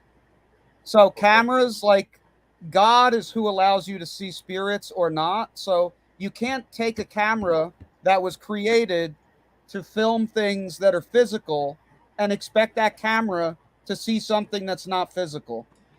Okay. I mean, I would understand that if you were like using it as like a Stranger Things or like something like that. It just seems weird that the 'Cause then one some people will device that say- would be able to catch them. Some people will say they'll take a picture of a room and they'll see a spirit in there and like, oh, I had no idea that spirit was in the room, but then I took a picture and I came up on the camera. That is something some people say, but you're saying no, it's the opposite. You could be in the room with a spirit and see it, but take a picture and there's nothing there. That's Right. also that's vampire logic, if I remember. I'm trying to remember my lores. I've never seen a convincing photograph of the things I was seeing when they were manifesting in my house, and most of those pictures are just like a white haze in a dark hallway or something that. Could you describe it? Well, there's multiple. The spirits I would see were shadow people. I would see dragons, serpents, and then eventually Satan, who is a dragon, who only shows the left side of his face when he Not appears. a shadow person. Very He's only in specifically a dragon. profile. Satan is a dragon. Also, I just want to point out, But just he could take any form. He could take any form. So but if he is a dragon, I just want to point out, just to be on topic of this podcast throughout the continual, that means Satan is a fairy. Just pointing that out. All right, continue, James. But you said that like objects would move around like poltergeist activity. So is that in the physical realm? So would we be able to see? You might not be able to see the demon, but is the object actually moving? Is it part of the physical world? Yeah. Yes. If the spirits would move the object when you pulled out a camera, you would be able to see that. But the thing about them is, they're consciously aware, like you and I. Only they're invisible. They're they're from another realm, so they would not move something if they saw you pull out. Like I tried to film it multiple times, right? Like I tried to, and they know they're watching you, and some of them are even living in you because you've called them into yourself in the ritual. So it's not like you can't hide from them because they've entered your body. Camera, but there has to be. What about getting multiple people, getting scientists around and disbelievers and stuff like that? Well, my ex-fiance saw it. My dog would react to them, so it wasn't just me reacting to them. And you asked like, how can we prove this? And like, you can prove demons exist because you can come to a church like ours, and you could witness many people getting delivered of the demons, reacting with spitting up blood, foaming at the mouth, convulsing, their eyes rolling back in their head, and they're fainting over and over again. I've seen this for the last 10 years. Maybe you might see that on a Friday night in bed. See, but a lot of that stuff, I'm not denying what you're saying, but it is also within the realm of natural. And so it is what we associate when we see a movie and someone, is demon possessed. They start foaming and go like that. I'm allowed to say this once a podcast. I have epilepsy, and so having the same type of seizure is very similar. Though I could also speak tongues. I'm very similar in the Pentecost, and that is what. Can I ask what type of denomination? Well, I'm non-denominational, but I believe in speaking in tongues, and there was an epileptic in the Bible. Yeah, there was an epileptic in the Bible who was demonized. So, epilepsy is caused by demons and many other ailments. I'm not saying every ailment is caused by demons, but can you say every epilepsy? So I have epilepsy. So I am. I think like if you would turn your life over to Christ, obey Christ, and submit for prayer, and you got delivered of demons, your epilepsy would go away. Yeah. I understand why you believe that. I'm gonna disagree. Okay, but can I tell you this? I've been doing this for a decade because when I got free, I sold my home, I bought a van, and I went out to serve God. And I traveled around the United States meeting strangers, and I prayed for them. And I've seen this thousands of times, and I'm not even guessing that what I'm saying is a fact. Like, what I'm saying, I've seen the evidence of it both in the Bible with multiple thousands of people. You can look at my YouTube channel. and I would like to pray for you and talk to you about the Bible, and I believe God will heal you. And I'm telling you, you are trans because you're demonized. You are epileptic because you probably have too many demons in your body, and all the lusts you have sexually are being driven by demons that live inside of your body. And I'm not telling you this because I'm putting you down, because I was there. No, because you believe it. No, I No. understand. That's why I don't take any offense to this stuff. I just actually, it's almost the opposite. I try very hard not to like just shut down ideas that disagree with us.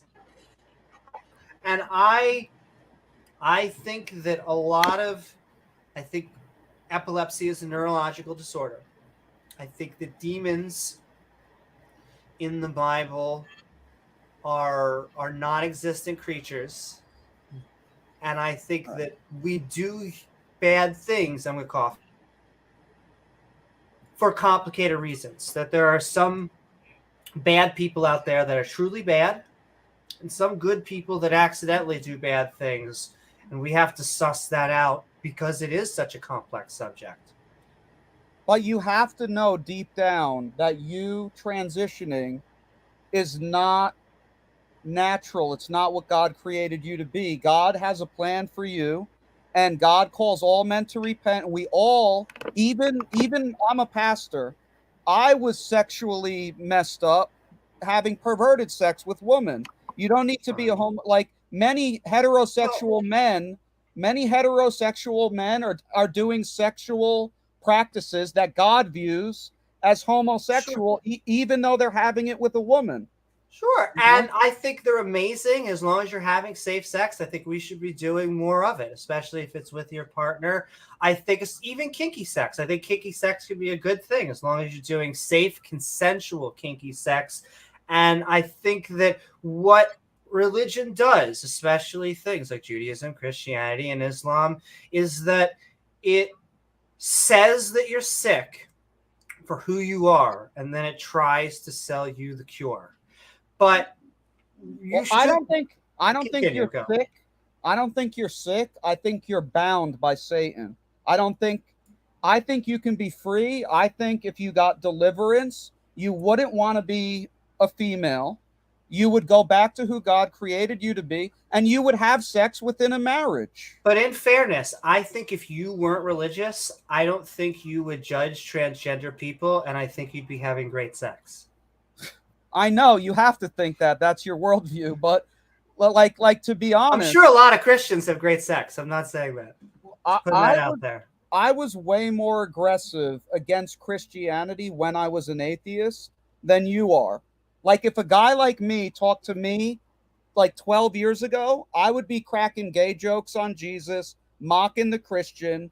I was like full bore, atheist, willing to mock anyone that believed in God. So like, no. What to be fair, Amy's been trying to have a nice conversation with you, so I'm kind of holding on that back. But, James is trying to say he's a lot meaner when you get him by himself. I do want to break bread with you. I think that even though we disagree, we can have purposeful conversations. But I will openly admit, just like you want to evangelicalize, we are actually counter opposites. And that sometimes you'll get atheists who say, no, we're not the counter. I do believe that we are doing the unlord's work, in that I do want people to leave at least these very big mainstream institutional religions.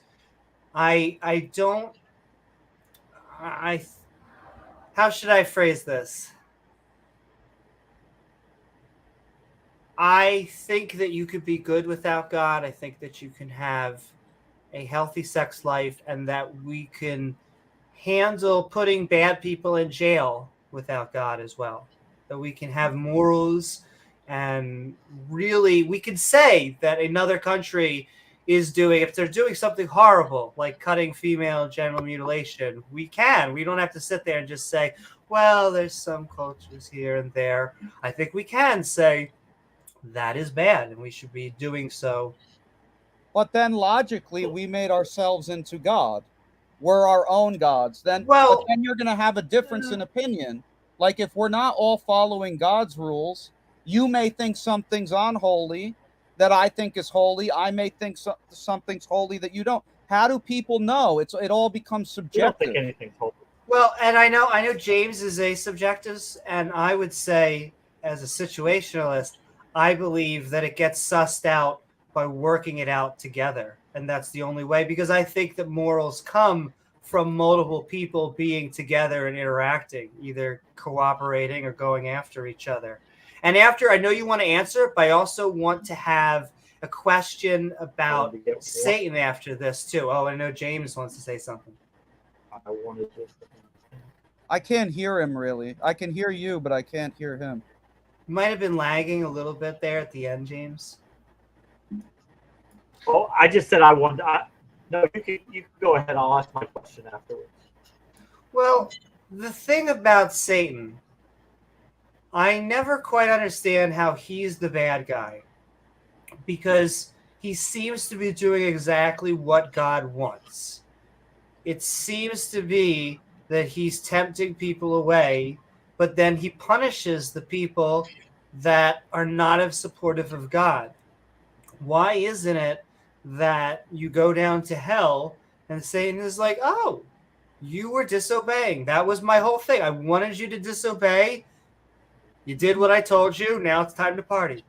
Thanks, Dave. Well, at what point are we talking about? Because Satan originally was not the adversary. The term Satan simply is speaking to the fact that he's now an adversary. The term devil speaks to the fact that he's a slanderer. So when God first created him, according to most Christian beliefs and mine, he was not evil. It was when he said that he wanted to be like God in Isaiah 14:14.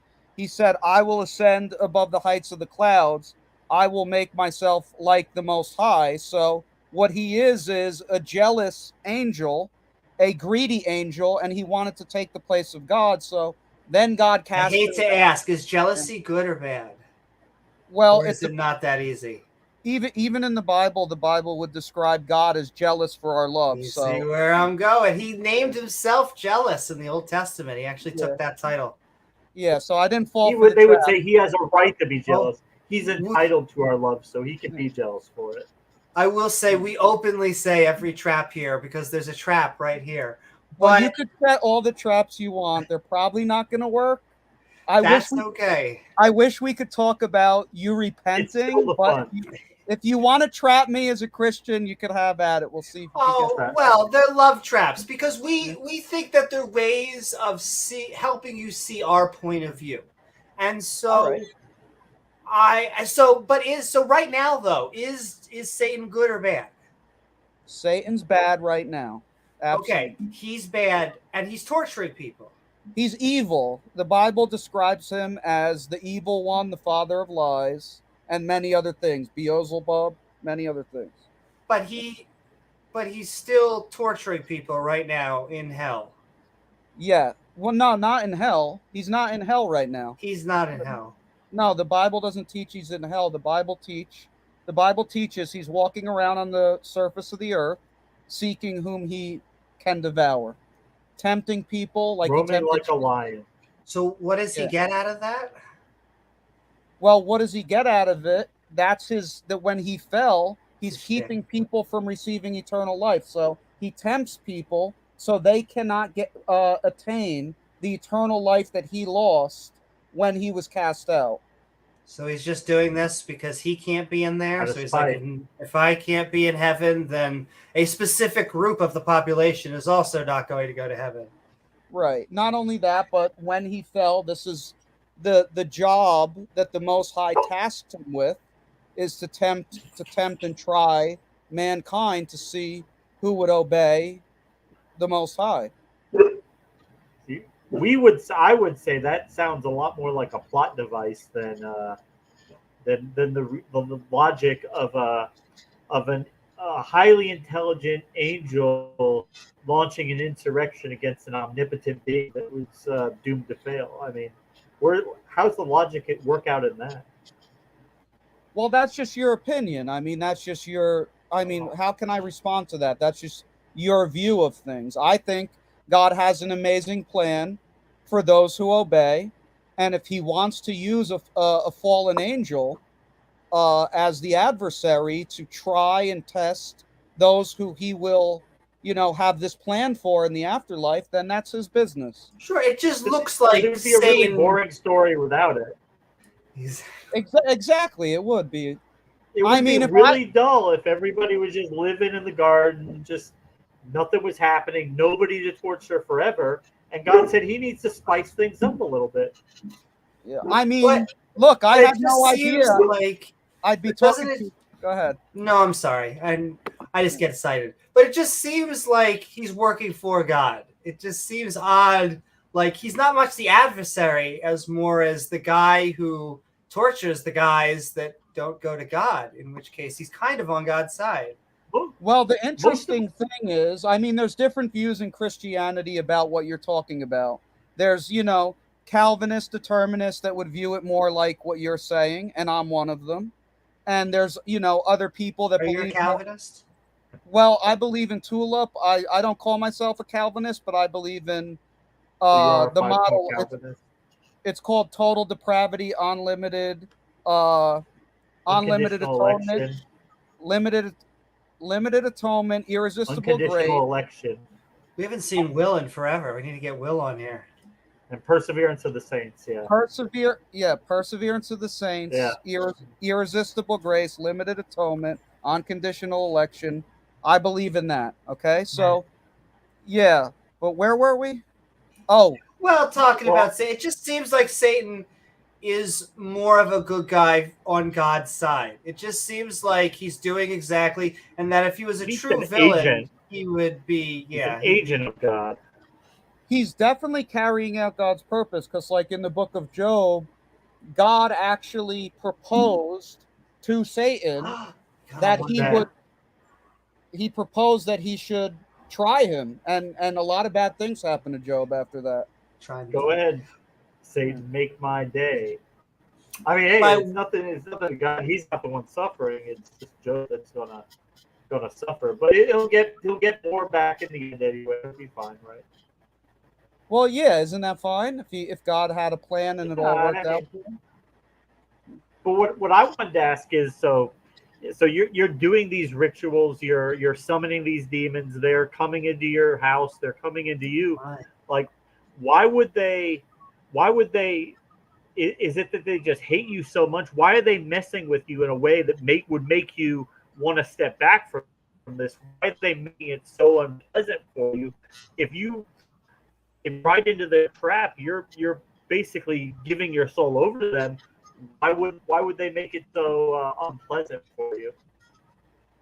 Because I thought when I started doing these things that they were going to be doing what I wanted, and I didn't realize that it was going to be a one-way street where I just had to serve them and offer to them and do rituals for them, and that I couldn't name and claim what they were going to give back.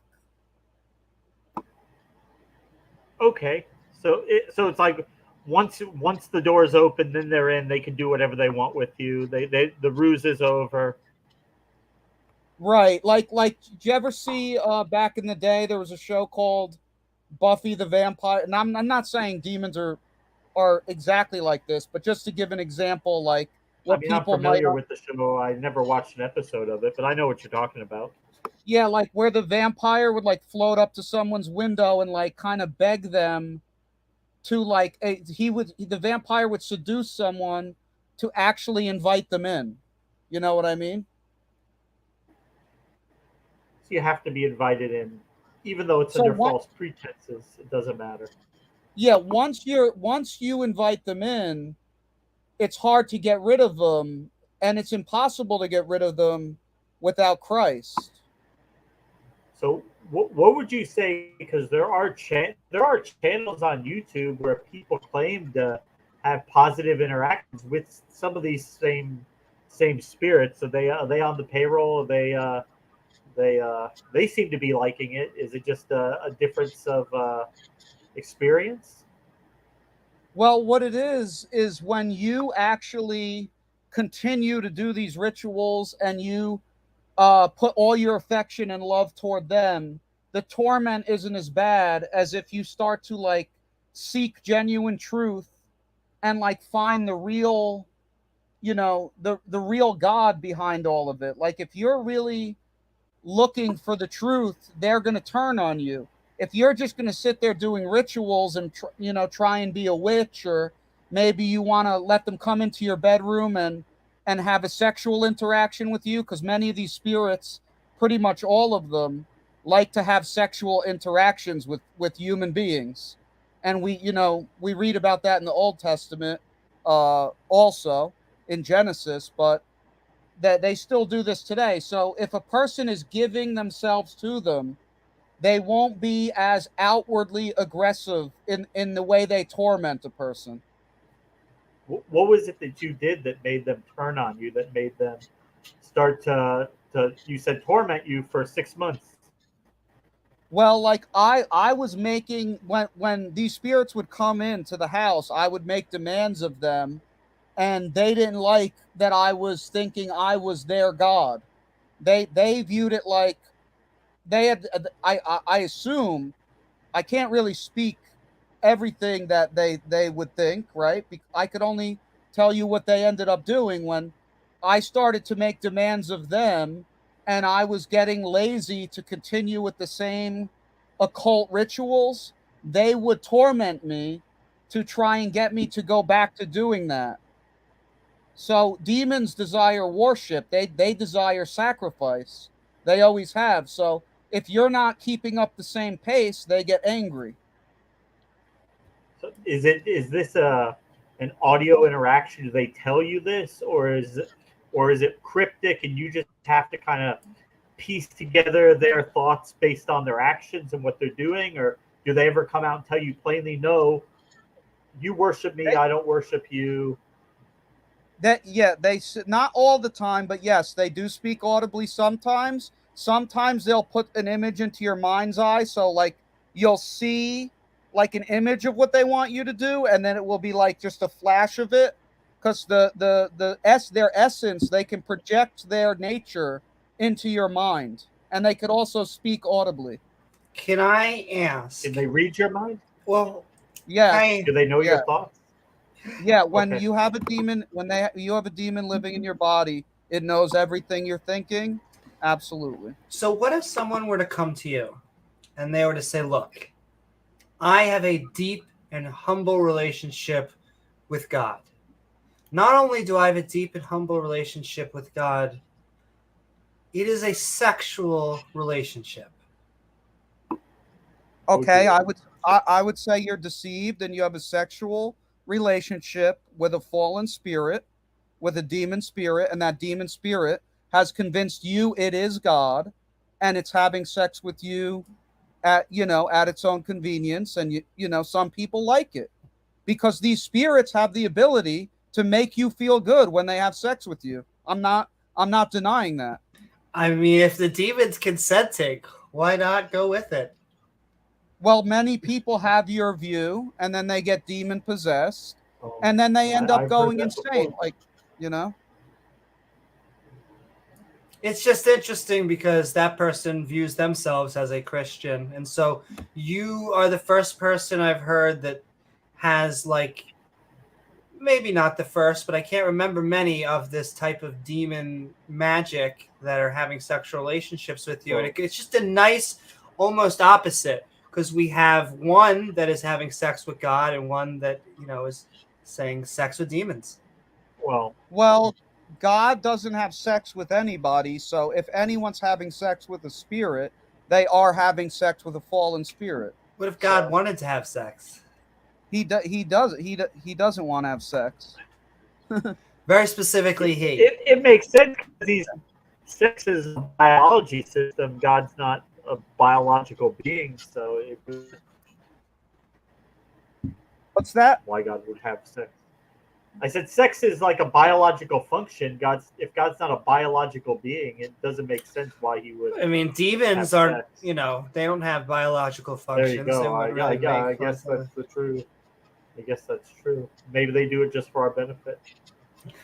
Right. Well, in Mark 12:25, it says we will be as the angels if we do go to heaven, and we will not be given in marriage. So the Bible's clear that God created sex for marriage. So if we're not going to be given in marriage, biblically, there's no way God should have any desire to have sex with human beings. You have to understand, from our point of view, that was written by a human. It's a human saying marriage is the most fundamental thing, and then a human's just following it. Well, I mean, these manuscripts were many. Do you know the history of the manuscripts? 66 books that were put together. Well, that's canon. that's the Bible, but there was over 5,800 Greek manuscripts cataloged. So A lot and of Lots of oral writing. tradition too, originating. what's that?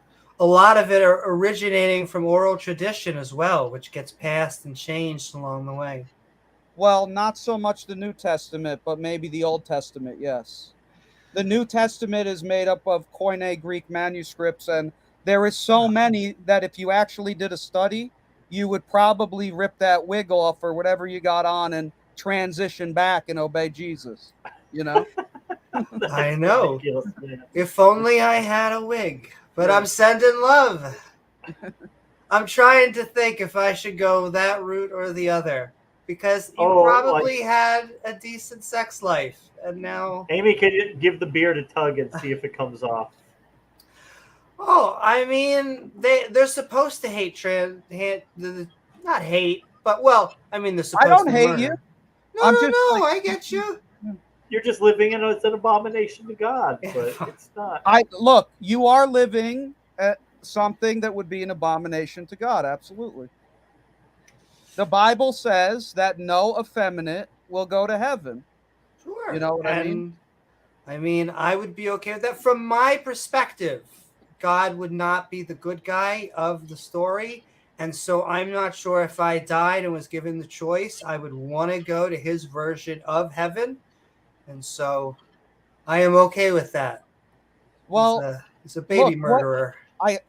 What are you going to do when you find out you're wrong? It's not going to be worth it. What am I going to do? If I found out I was wrong, I guess I would ask, why did you drown? Like I was just saying with that one comment, why did you drown all those babies? What was the 4D chess that we couldn't understand that you had to do that type of thing? Not to get too serious, but right. But I mean, is that going to matter? Like, say you are wrong, right? And you asking God those kind of questions, if God is God, and you have to ask him those kind of questions, right? And all that matters is you didn't obey him and you have to go to hell. Like, what does it really matter? Like, say I'm wrong. Like, if I'm wrong, I go to the same place you go. Like, if there's no God and I'm wrong, we're both worm food, right? We cease to exist, right?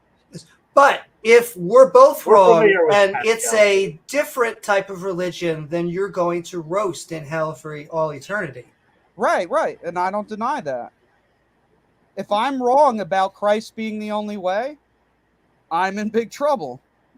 Sure. Like, well, if Islam is true, I'm in big trouble. If what you believe is true, well, then we're all equal because we're all worm food.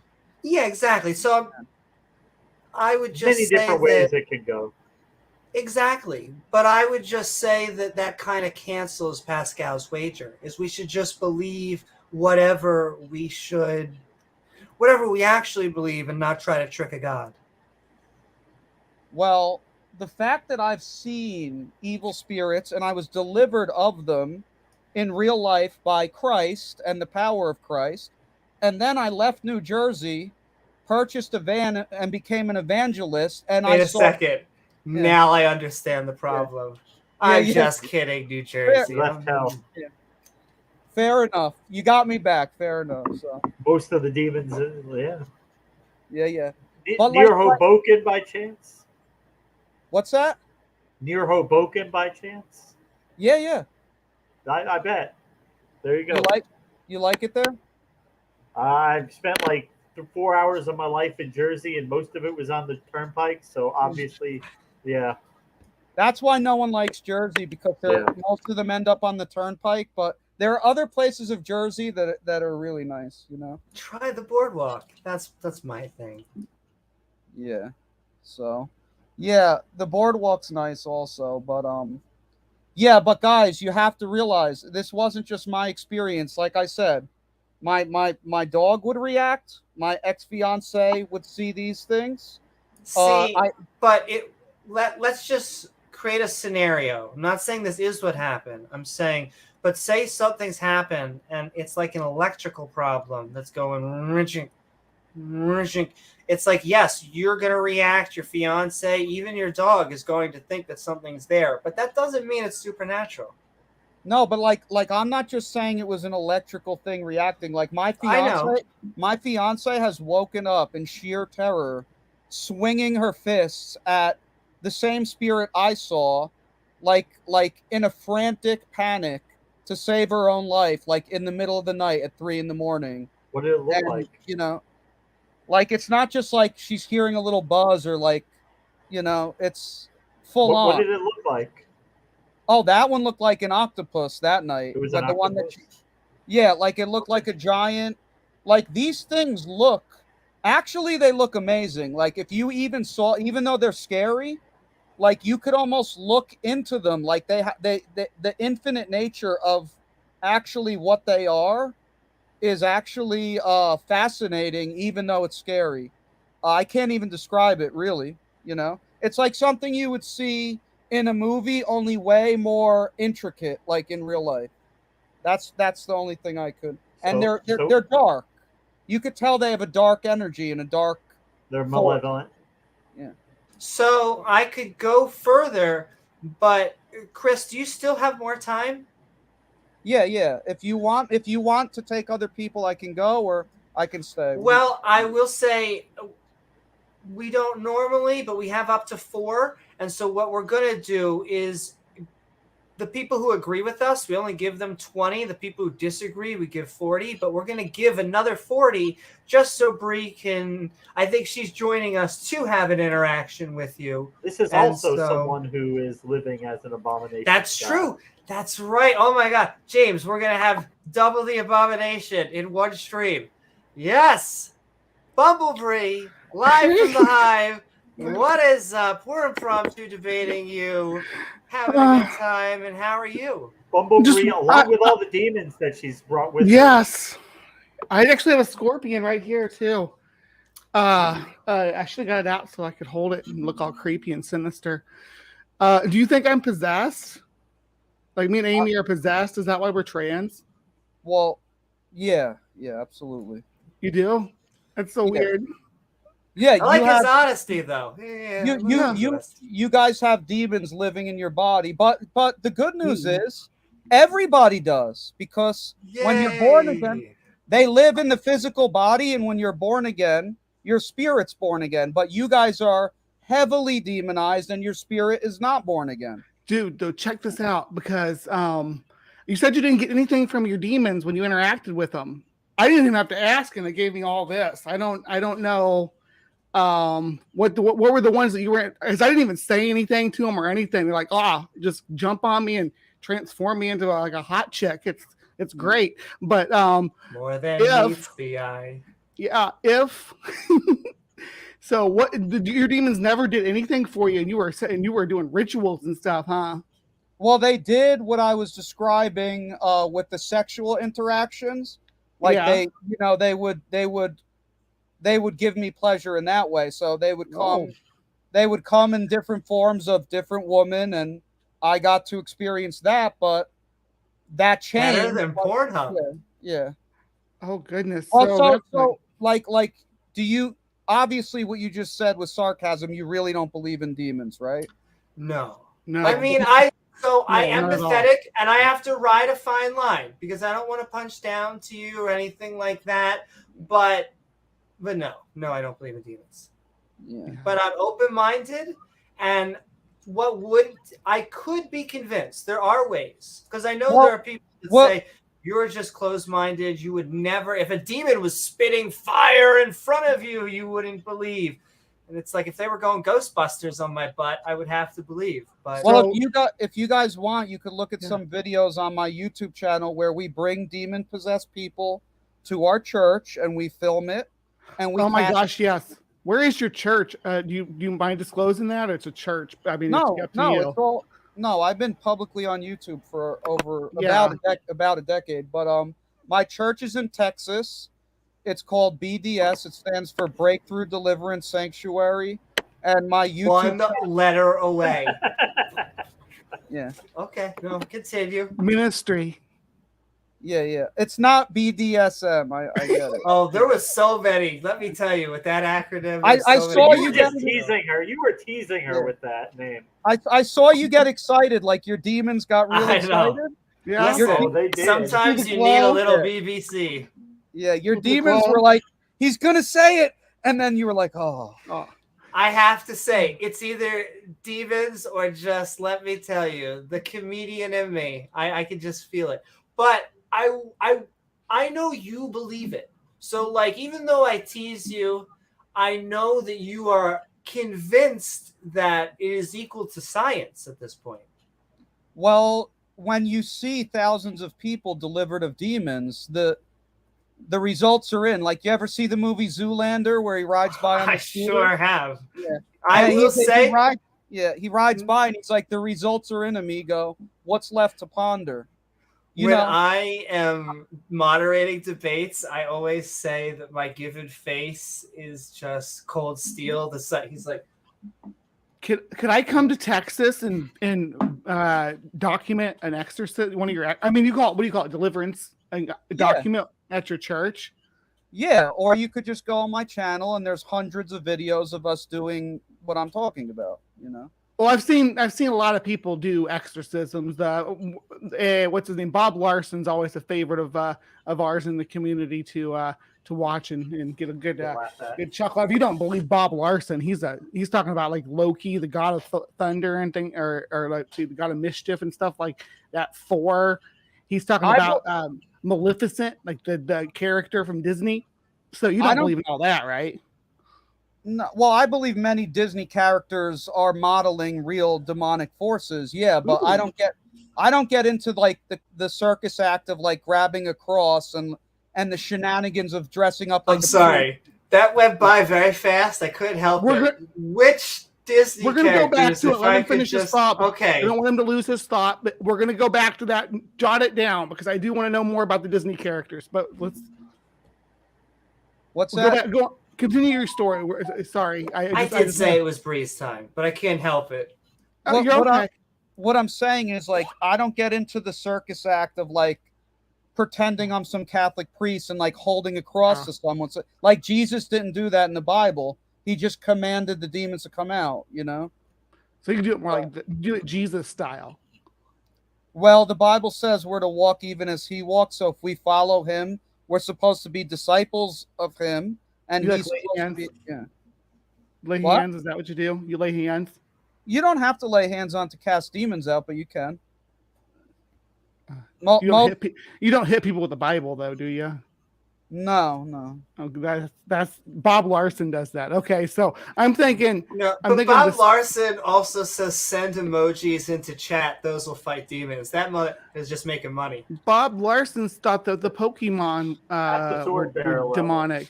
This is the girl deck level. Girl deck, yeah. Always on the girl deck. Yeah, but you guys are you're demonized. You need deliverance and you won't want to be trans. I'm telling you. I'm serious. You're demonized. But that's just not true. We just feel who we are and then we go on to live life. Like, as far as we're concerned, we are doing the most good. I like to think that I do good. I like to think that we're just going out and living our lives as well. There are trans people who believe in Jesus. Yeah, and we do things for good causes. We're doing I'm doing a fundraiser here at the end of the month for an organization. Let me see what it was. I got to get the information on that because I wanted to shout that out too while I had some time. Also, while you're doing that, I have to ask this question. This is the most naughtiest that I'll ask tonight, and you don't have to answer, okay? you can completely say no. But I can't help it. It's such a big preface because the person that said that they had sex with God, they did give confirmation. So just like the opposite way around. All right, you are, demon possessed and it is going to town. Is there physical confirmation? What? I don't understand. Are you asking me? Yeah, I'm trying to think how to phrase this in the non-naughtiest. I'm trying to ask if the demons help you finish. Oh yeah, absolutely. All the way, huh? Yeah. To completion. Yeah. I've had partners. I've had human partners that couldn't do that. But it's the Secular Student Alliance. It's on July 29th at 4 to 8 p.m. Central. So we're doing a fundraiser. Friendly Neighborhood Atheist. We do lots of fundraisers and good work like that. So raise money to help people go to school. I'm not saying that you don't try to help other people. I'm just saying you have to repent and believe in Christ to be saved. And if you don't, you'll be driven further and further insane, and you'll be turned further and further over to your lusts, and your appetite for perversion will become deeper and deeper and deeper. And I don't know, maybe you guys could answer a question for me. Well, see, now you just sound like you're starting to flatter us. Yeah, exactly. But let me ask you, do you have to do more kinky and perverted things today to get turned on than you did years ago, 5-10 years ago? No. I think it was more experimental. Be honest. No, what I would say is I've had lots of kinky sex, and I will probably continue to. I've been into this. I know what I'm into, and I've just been into it, and like I'm open to trying other stuff too. And there's always that experiment and kind of stuff. Exactly, but you're admitting that you want to deepen that. I want to say. Oh no! Okay, no. Let me answer though. I'm gonna say from the time I was about 16 to the time I was about 25 is when I was doing it. I would have sex anywhere and anytime. I had a high libido. Then I spent years married, and then you know how that goes. So you were in a normal. You're in a normal marriage or a trans marriage or whatever. What's a normal marriage? What do you guys call it? Like, to me, a normal marriage is a man who's not trans with a woman who's not trans, and they're both heterosexual. So what kind of marriage were you in? I've been married twice. I was in 2 heterosexual marriages. And when you say, like, you know how that is, like, I enjoy my marriage with my wife. We love each other. We have sex with each other. We have 6 children. So, like, to me, I had 3. Right. So you became trans after. Well, no, actually, I don't. You don't become that. When I went through puberty, I knew I just didn't know what trans was back then. There was no. I grew up in rural Missouri. They didn't teach you about stuff. The only thing I knew about people dressing or behaving as their gender that they identify with that's different from their birth sex is from Hollywood. So I had a really weird, and it made me hate how I felt inside because I wanted to be this beautiful woman, wanted to dress in girl stuff and be a girl and live my life as a female deep inside. But because of the culture I grew up in, the oppressive presence there, just because of my queerness, when I was trying so hard to pretend to be a boy, I was constantly ridiculed and abused because I didn't fit the mold. I was secretly a girl trying my best to pretend to be a girl and falling on my face every time I turned around. So I was never meant to live my life that way, and I tried for over 20 years. So when I come in here, I'm not saying that I tried living that expectation, and it didn't work. It did not work. But if I told you could give your life to God and you could get delivered of those spirits, and your sexual preference would be now natural, and would you be interested, or do you not want to? Well, you're assuming that I didn't have any spirituality before in the past, and that's just not true. I went through. I did the spiritualist stuff like you're doing, talking about exorcising demons and cleansing houses and stuff like that. I went through a spiritual movement in my life. Spent quite a bit of time exploring this and exploring claims like the ones you're making now, where people say there's demons here, supernatural activity here. There's only been a couple of cases that I can think of where we walked away saying this is total bullshit. Right. You know? Well, I think you should look at some of the stuff I'm doing on my channel, some of the videos where we pray for people, and judge for yourself. Like if you've had bad experiences, you could be with a false pastor, you could be in a false movement, or maybe not. Maybe it just you weren't ready to receive Christ and turn from your sin. We also haven't even got to the mainstream claims of just the guy coming back from the dead thing. But yes, I'm sorry. Can we circle back to the Disney thing before we lose it? Because I'm really interested in that. I don't know much about, like, I'm not saying I'm an expert on what Disney's doing now. I'm just saying, back when I first came to the Lord, I was seeing things Disney, like when I watched secular stuff, there was a lot of like magic in their stuff, like black magic, like Harry Potter kind of. And when Christians don't believe in that, it's not Disney though. It might be incorporated by now. It's the fucking Borg, but I think Warner Brothers has Harry Potter. Yeah, they all own each other. Yeah, it's whatever. It's all merged together. One world government. How about that? You got anything on that? Well, I believe there's going to be. Wait, hold on. One specific. Okay, we are moving on then. It's not like Mulan or Mufasa or anything. Okay, we'll continue. I wanted to know, I think it's the villains maybe. Maleficent's pretty wicked looking. She's the Angelina Jolie freaking did a great job with the character, and whoever did the makeup for her. Awesome. It would be funny though if it's like the princess from Frozen just turns out to be the Antichrist, just very randomly. But or the snowman, it's the little snowman from Frozen. Exactly. With the long hair. But I also want to thank you so much. We're gonna keep on going a little. I think there's someone that's asexual that wants to come out and talk sexuality with you in a few minutes. So we'll hang. You can hang around. Well, hang it. That sounded bad. You can hang around for as long as you would like, Chris. Just because we on this show, especially, we like views that disagree with our own, and so I really do want to thank you for sticking around.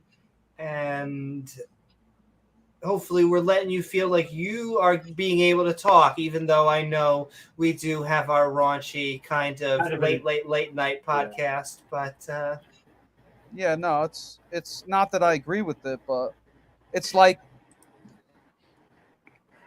no, Satan, no. Did we lose him? You gotta use your psychic power. In fairness, I think we can answer with a face like that.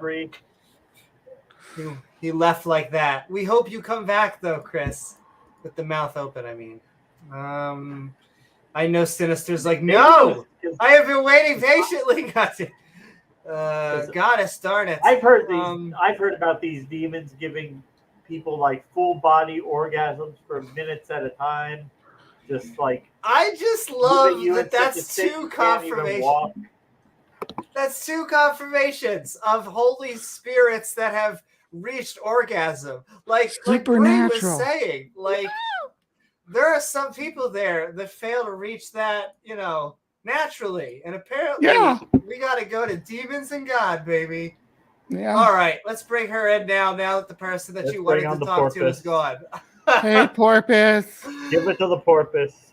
Woo! What's up, Porpoise? We're having fun. Impromptu Debate You, and I also has some demons brought with her. That's right. Well, James, do you see 3 out of 4 abominations right now? This is fantastic. This is basically a demon-run podcast. So I guess I'm gonna have to be the next one to transition. That's right. Any second, even though you're gonna everybody trans James now. Attack! I guess the demons aren't really as effective. I don't know. Maybe I've got like B squad demons because now Chris is back. Oh, Chris is back. Oh, okay. I want a demon tier list. You booted Porpoise. But Porpoise, come back so that we can get you back on. Come back, Porpoise. You can move me to the back, and we can just have Chris with the 3 abominations. Sounds good. Porpoise, join on back. That actually sounds. I like that idea just because that amuses me. No, I don't know what happened. I don't know why I fell off. I don't know. Can we think about? We appreciate you coming back. There is one reason though we can't throw out, which is it could have been demons. Anyway, James, are you still seething? Yeah. I'll Wait, get over it though. Pull up Matt Dillahunty. No, you're gone. Oh my goddess. You got to do it. Yay. I know, even though that's we love you, James, I don't even so say much. that at all. James W's awesome. James W is awesome. Thank you, James, but you didn't have to. So as a Linuxman, I have a question. Which sig term signal works best for killing demons? Do we have to kill -9 that one, kill -15, kill -2, and do we have to run it as root? And my camera's over here. How you doing? This is Sinister Porpoise. They're a programmer. One of our friends here in the Amy Newman show. So they go by is your they them or she her? She her. I don't use she her. I don't like the gender neutral pronouns for me, but what are we dealing with here? Like, he's going to ask the question, so I'm already going to say it before it gets uncomfortable. There's actually 3 transgender women. You have 3 abominations. There is only one. I'm going to assume that you have become, by force of Jesus, a heterosexual man. And so there's 3 abominations and 1 heterosexual man. You pipered us here, babe. We're listening. We're listening to you. I'm a Linux admin. I have been a Linux admin. I deal with demons all the time when running Linux. I just want to know which kill signal is best to exorcise them when you have a demon that's misbehaving. It's usually the authority of Jesus Christ. That's what. So since you have an option between 1 and 15, control. Which kill term signal between 1 and 15 works best? Which one gives us the spirit of Jesus? Is that kill -9? Run as root? So you're not only trans, but you play video games all day too. So what? So you're like ticking every box for. So what? Like you could be doing more valuable things on this earth right now. You know. That's interesting, though. I hate to say. I just say that's the first time you've made a naturalistic claim. I thought you were going to say demons, but you actually said more valuable things with your time. That's a very interesting. Well, I'm handing it right back over. Yeah, so, I mean, we could be helping people. You have no idea what Linux is, do you? It's some kind of software, right, or computer program? Yeah, you have no idea what Linux is, do you? Not really, no. It's an operating system. So it is a computer program, right? Yes, operating systems are computer programs.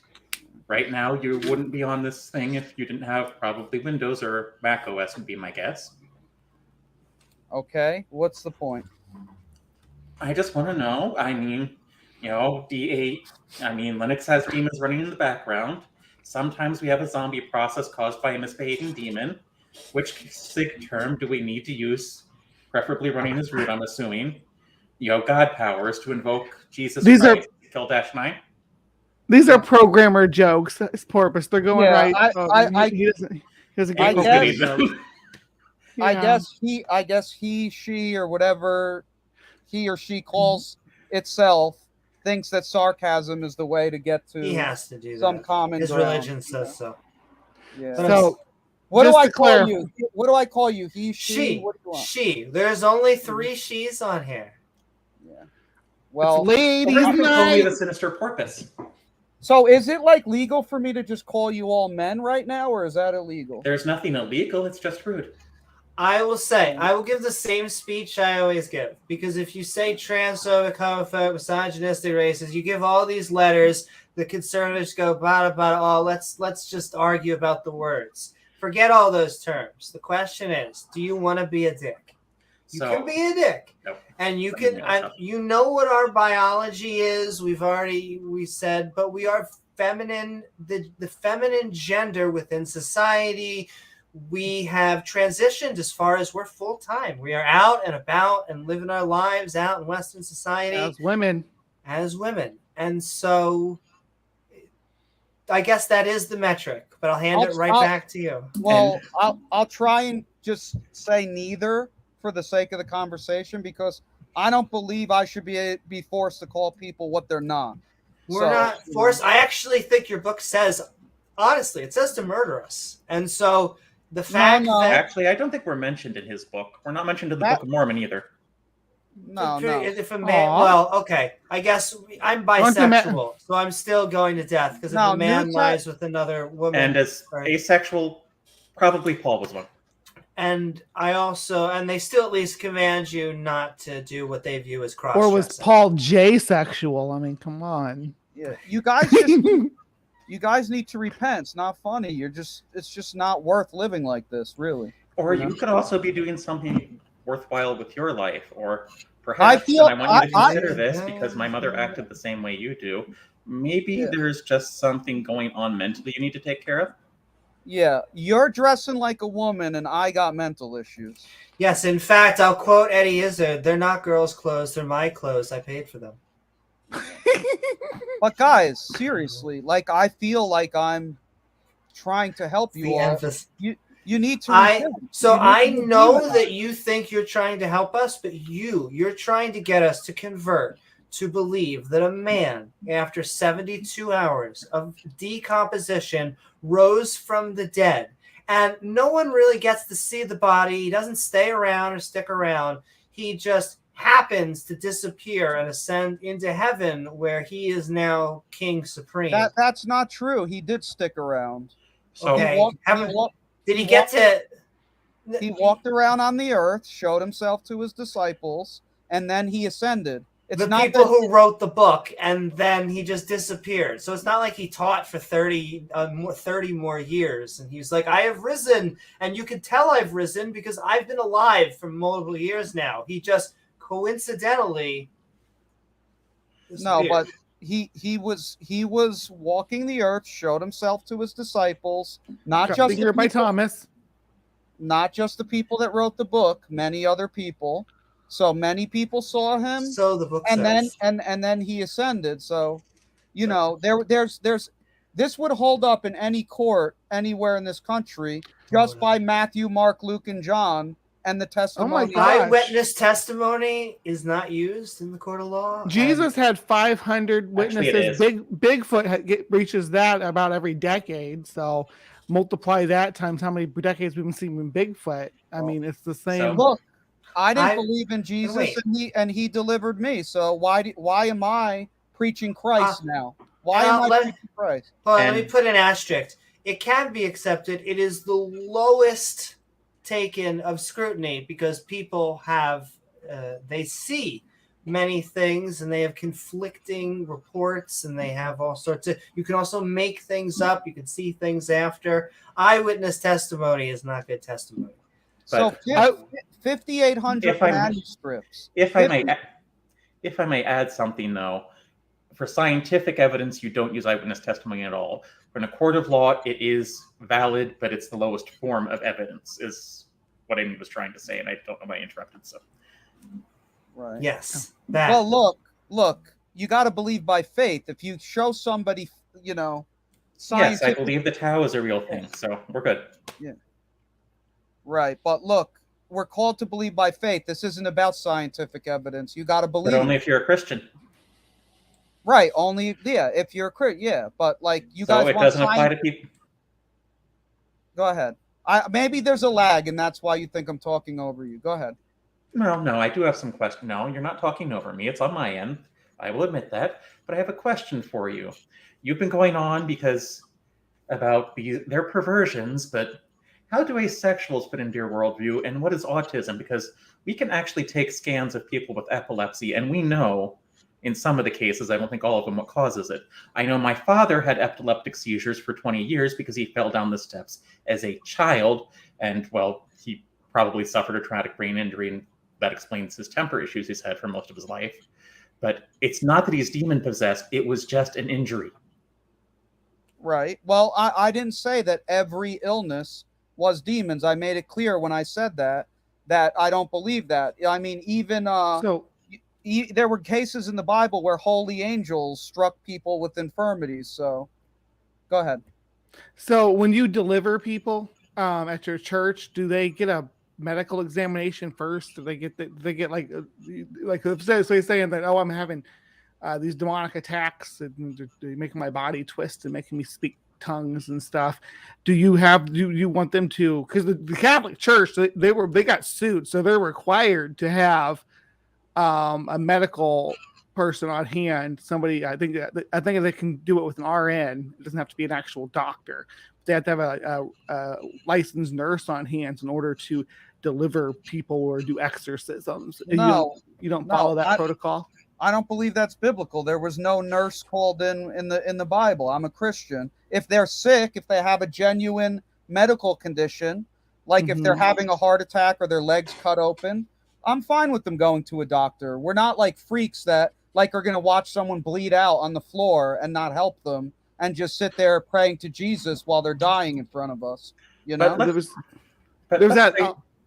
Hold on, let me finish. There was that Asbury deliverance. They went on for like 8 days or something like that, or 11 days at that church. But there was somebody who went there and had a seizure, right?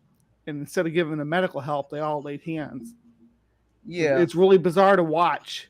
Well, I don't agree with that. If the person clearly needs medical attention and, you know, prayer is not working immediately, they need to go, you know what I mean? Like, I see nothing wrong with if someone's having an epileptic fit, people praying for them. But if it's not working and there's clear something's wrong, they got to go to the doctor, and quickly, not like slowly where they're like completely destroyed because you just didn't want to take action. You know, it's not. I would say just push me over to the side. You know, if I'm on the road, just I'll be okay.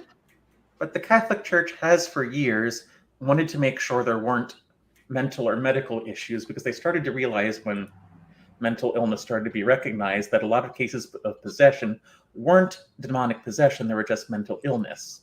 Yeah, but I don't agree.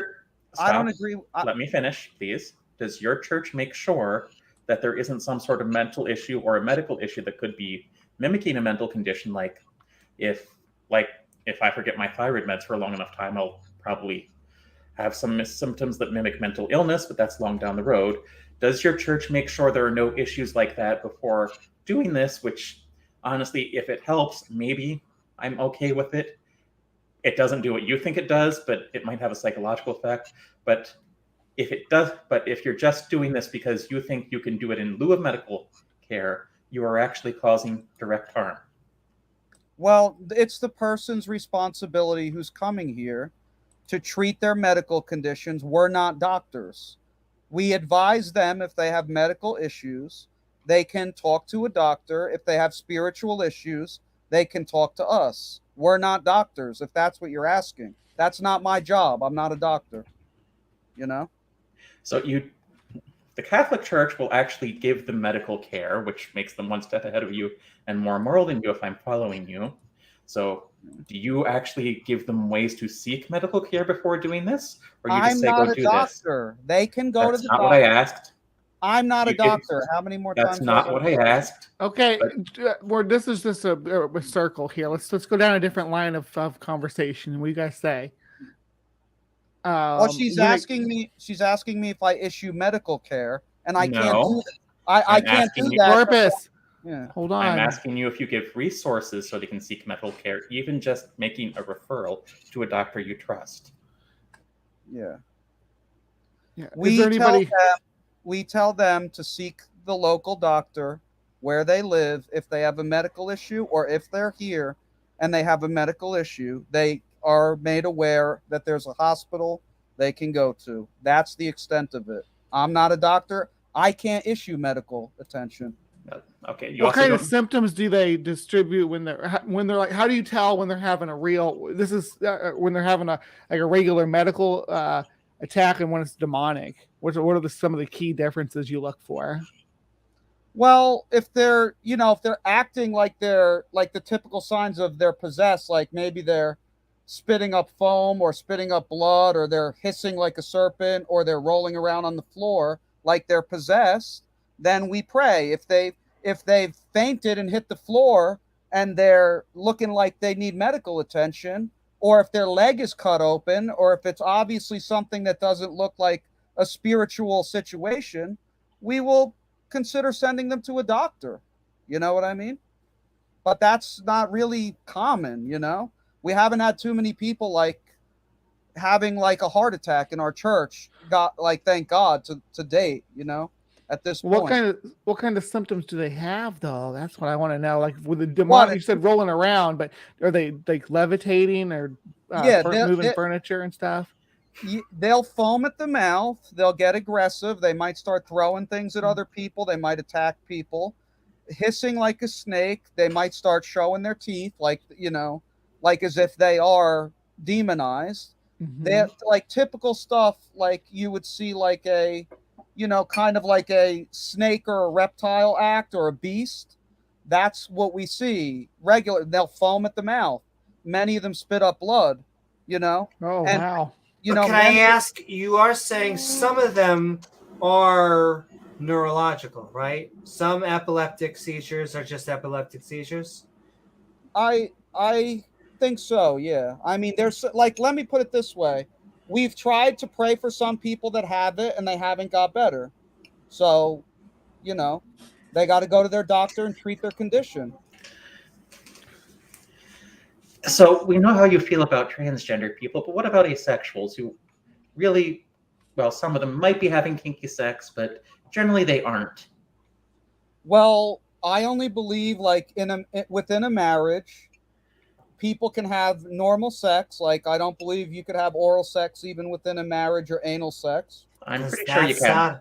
Well, oral sex is sodomy. You can very easily, but generally speaking, biblically, you're not supposed to have anal or oral, even from women. Right. I'm saying that's my belief. I would never do that with my wife. I would not have anal or oral sex with my wife. Not yet. No, I won't do it. I promise you. So as far as sex, it's just, is there only certain like positions that you can do and stuff too in your beliefs? Missionary for procreation. No, I don't.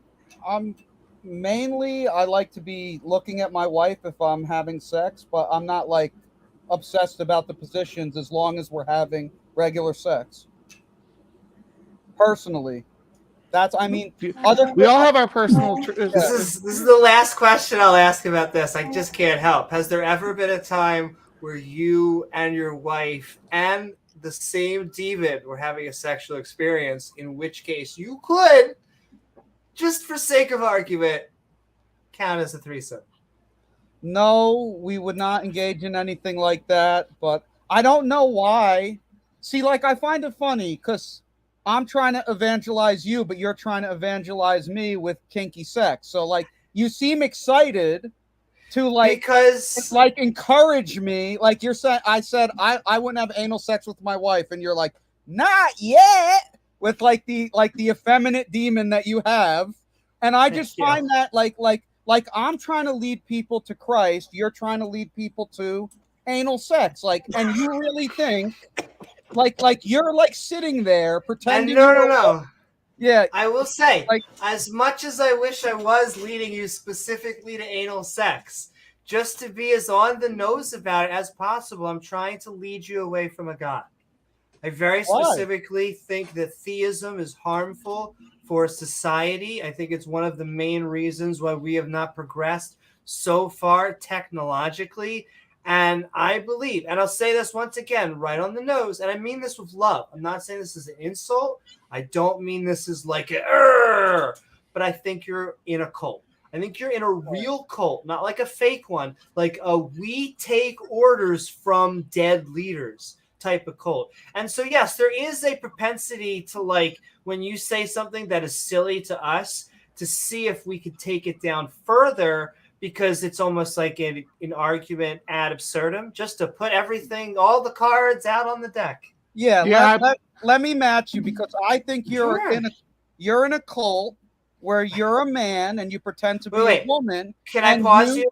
Can I pause you? That's Because- not fair. I let you rip on me for a nice But run. can I pause you? Yeah. I did, but this is why you're already starting where I really don't think it's and I'll let you do the whole shtick, but do the whole shtick. I'll ask you my question. Go ahead. Go. Look, Amy, let him talk. I think you guys are in a cult. The cult doctrine is we are men who are going to penetrate other men in their backside, and we're going to let them do the same. Really? And that's what you worship. Asexual? That's what you worship. That's your cult. So everybody's got a cult. I got beliefs, and we have a group. You guys lay down with each other, and you have your beliefs. So this is where we're having a miscommunication. I tried to explain you're in a literal cult, and you're like, yeah, you guys dress like women. That's basically a cult too. I think you're in a literal cult. I think you take orders from dead people. I think the institutions to be control your lives from up above, and I think they control narratives to which how you should dictate your lives. I am not trying to make you transgender or have kinky sex. I will reiterate, I'm trying to make you a non-theist. I'm trying to make you walk away from the Abrahamic religion because I find metaphorically on all of these fronts, they don't exist. And literally, if they did, they'd be horrific. And Right. so Can I just interject here and say we do appreciate you sticking around because we've been ripping on you Sure. pretty hard. I mean, you've been open about how you feel about us and our state of being, but unless we have conversations, we're never going to get anywhere. So we do appreciate you sticking around and taking the abuse a bit. Yes, but I do want to point out, I agree with everything Bree just said, but I do want to say it's not because we get that we're in the LGBTQ cult, and that's why that isn't true. That is a defense mechanism to try and counter when someone brings up a legitimate argument about you. Like, how else would you, like, who's our leader in the LGBTQ cult? Who do we take our orders from? George Takei. Satan. Satan. Also known as AOC? George Takei. Okay. But I feel like you're just Can going I to say give that. you? Can You're I give just you gonna Bible? say that to anything that you find unbiblical, but we don't actually follow, from our perspective, we don't follow a Satan. And the transgender thing is separate from the atheist and theist thing. And Right. those I intertwine. got you. Of course, yeah, I understand that. I want to come back to something though. How exactly is the asexual helping others engage in butt stuff? Because I think there's a disconnect there. And also, as an ex-Mormon, I'm not really concerned about you being Christian. I think you're in a dangerous Christian sect, and you might want to move away from some of the things you're doing. Because I think eventually you're going to kill someone with those exorcisms. Well, you have no valid reasoning for that, so I'm not going to really worry about that. We've never come close to killing anyone with an exorcism, nor do I know anyone else doing this that has killed anyone with an exorcism. So, do you have any evidence of that? I don't think this is gonna be a fruitful conversation here. I don't know. Let's go back to the asexual thing. I want to know. Well, and I will say, we have probably 10, even 15 at the most. We'll go maybe to the 3 o'clock mark, but then I'll give everyone outros because I know definitely Chris has been on for a while. We've all been going, but it's been a fantastic impromptu debate you. We'll keep on coming on more, but you were in the middle of something, I think, Sinister, so... Yeah, so let's go back to the asexual thing because I think you don't really get what asexuals are. Possibly because it's a relatively new thing. How exactly I don't know all the terminology. How exactly, as someone who really doesn't have a great need for sex and doesn't go out and seek it out, how am I encouraging others to engage in butt stuff, as you put it? I didn't accuse you of that. Didn't you realize she did that and I accused her of doing that? Or him? Whatever, we're going to work with here. My appeal to you, because it's going to sound like an insult. That's what I think it always comes off And that is why we do what we do. James and myself, and I think Bree and Sinister, we come from the position, at least I know me and James do, that a lot of these religions are just watered down. I hate to bring that C word. And I really do thank you for coming on here. I want you to keep on coming on here. But like my sell to you is not that I want you to have like kinky, depraving sex and you should be doing drugs and everything terrible. Hi. Hello. It's that. Let me think how I should phrase. It's that we should be ourselves, and that I wouldn't have a text. Are you on speaker? I'm going to be my PG version. We should have a PG, please, right now. Yeah, absolutely. I weirdly now do that naturally because of teaching. Though I honestly, I have two groups of teaching. Sometimes I call kids adult.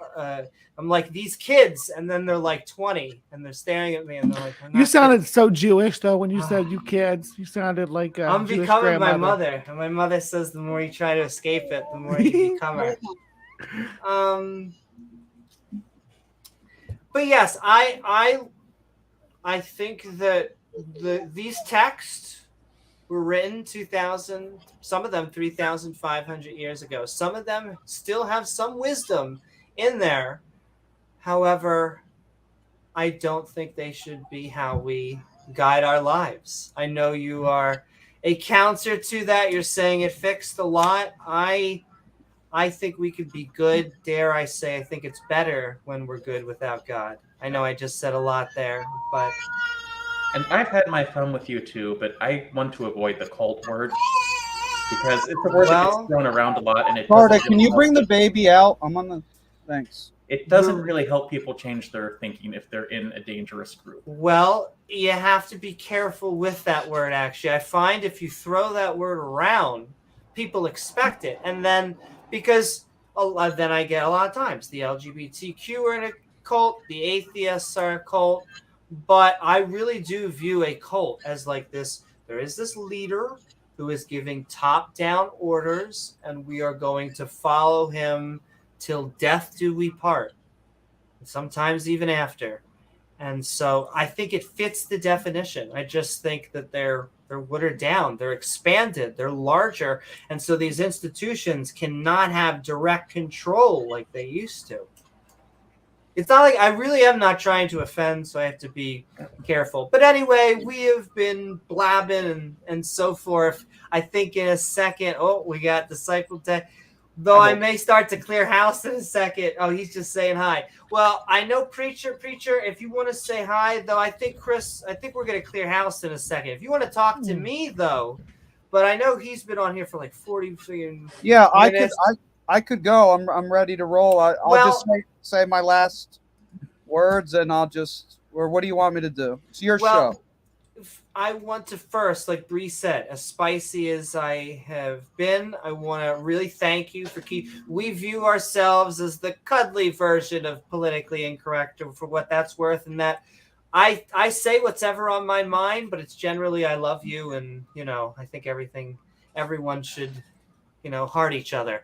But I want you to say whatever your final saying is. We have been impromptu debating you. We actually this is our in-house episode, because sometimes this show very specifically goes on Discord. We try and find, because the theists have not been joining, but past few weeks they've actually been coming on. I'm so happy you joined us, Chris. Yeah, not only did he join, he stuck around for the abuse. Exactly.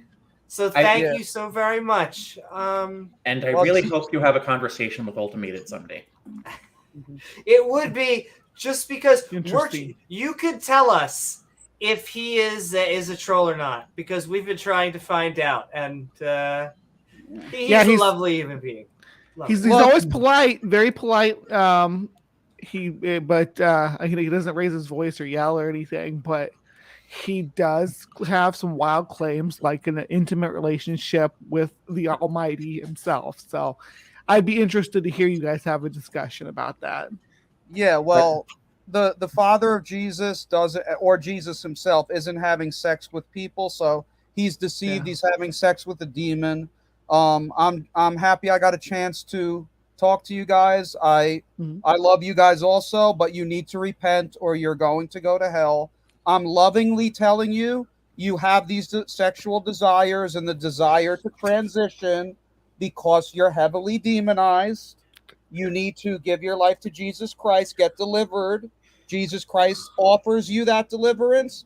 You need to believe in his death, burial, and resurrection, and you need to follow him, or you will lose the opportunity to receive eternal life, which I hope that you all will look into. And if you can look into my channel's named my name, Chris LaSala.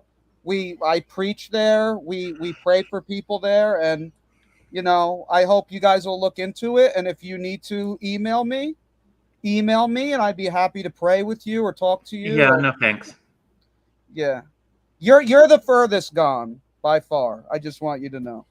So Been there, done that, didn't get the magic underwear. At least these other two people here are giving an honest effort to hear what I've come to say.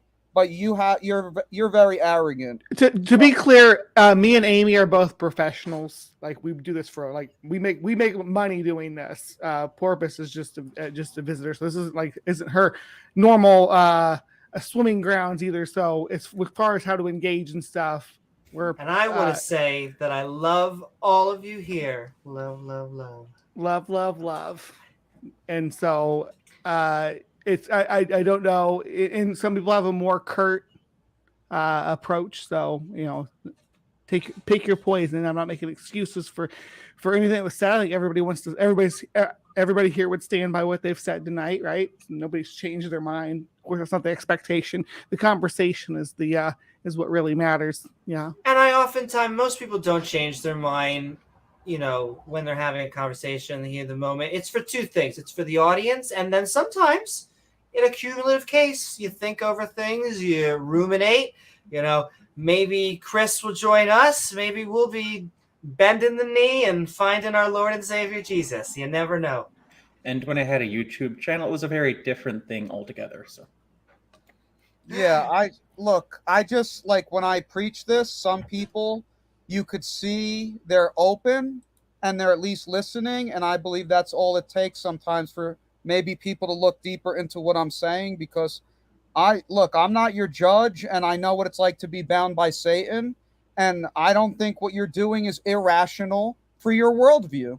So if you want to be trans or you want to get into some kinky sex, you're being completely logical for what you believe about God and life. So, me coming on here and hearing this is not a shock.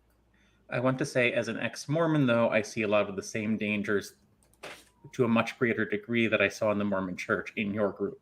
You don't even know me. You've known me for like 20 minutes. And the fact that you're making these judgments shows that you're a lunatic, personally. Oh, hold on now, because you made similar judgments there about Porpoise. And so it's tit for tat here right now. Well, she's saying what I do is dangerous. She's known me 20 minutes. She doesn't even see what I do. So it's really a delusion. Really. Well, the notion of exorcism, when we think, and we have an idea that comes in our head. If you want to clear the air about that, absolutely. But I think that Amy was wanting to wrap things up for the night. Yeah. Well, I think it's been a great conversation. I want to keep on having more conversations, but we are about to hit hour 3, which is the magic podcasting mark. Because if I hit hour 4, what always happens is people are like, 4, this is a marathon. I went to bed and you're still streaming. All right, guys, I'll hop off. I'll hop off. God bless you all. Thank you. Okay. Chris, did you get to say everything that you wanted to say as an outro? I normally say where you are on the internet and your final thoughts, but it did sound like you say that. But if you wanted to say anything else, the final thought is I used to be an atheist. I'm forced to believe in Jesus Christ because he saved me. He saved me from the grips of willful sin, the grips of bondage. And I've seen the evidence of what Jesus Christ can do in my life for the last decade. and I've seen him working the same miracles and the same blessings in thousands of others. And all you have to do is believe in him from the heart and turn from your sins and follow him, and you will be saved. And that's all I have to say. Good night, everybody. Thank you so very much, Chris, for coming on. Keep on coming on. God bless you. Bye-bye. And all right, we're going to go in the opposite. Well, he was the first. So Bring James back Bree. first. Bring James back James first. is actually, I think he got summoned by Satan. And so either one of you would like to, I think it would actually be you, Bree, because he was first and then you came on and then Sinister came on. And so we have been impromptu debating you, having a good time. What do you got going on and what are your final thoughts? Hi, yeah, this is Bree from HiveSci. Go to HiveSci and subscribe. I'm HiveSci on all the social medias, including Threads now. So I am on Threads. I don't have much on there yet, but I am working on it. So, yep, there we are. And I do a show every Saturday morning that's live from the Hive. And then there's also some shows that premiere throughout the week to check out. If you subscribe to me, you'll get alerts for Cryptic Corner on Friday nights and Creation Watch on Wednesday nights. And hopefully you'll learn something, or at least have some fun, have some good laughs, because I do have I like to think a good sense of humor. Amy wouldn't have me on if I didn't. 100%. All right, passing the ball to our porpoise here. You got a talking stick. Well, you're pulling in Amy. In fact, that's what it should be called. First of all, Chris, I might have been a little rude, but as an ex-Mormon, I do see some warning signs from your behaviors. Just so you know, the Mormons do practice exorcisms. At one point, I had a book that told you how to perform exorcisms, along with some other Mormon rituals. It would be nice if I kept it, but it was a little small. Somehow I got a hold of a set of military scriptures that it came That's with. what she said. But the problem, first of all, you were saying things that I absolutely found hilarious. Some of the things you said had me laughing to the point where I was going to pass out. But other things, you really are causing a danger to people by assuming you know better than medical professionals. Now, sometimes some things you're describing are actually symptoms of mental illness. I think foaming at the mouth was an exaggeration because that's a symptom of rabies as far as I know. And generally, if humans get to that stage of rabies, it's always fatal. But you wanted to come...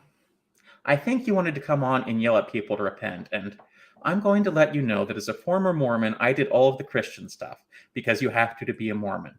You can argue that the Mormons have a different viewpoint about that, and you'd be right, they do, but it's still all the stuff that would be required for Christian salvation, so don't worry about me there. So instead of doing what you're doing, Chris, I urge you to maybe go to a more moderate path of Christianity and be excellent to each other. Woo-hoo. Thank you so very much, Sinister and Bree. It was lovely having you on, and you can just stay here while we are gonna close out with that. I hope you all had a good time on this episode of Impromptu Debate You, Season 1, Episode 9. This has the really scary title card because it's like the heart of your soul, and then you got to do too much in the mythic structure. And then, the season finale next time, where we headed over to Discord or had a in-house fun. That's right, baby. Where we had some Counter Apologetic back and forth, along with any other subject that came up. Theology, science, how long is the girl deck? For an impromptu good time.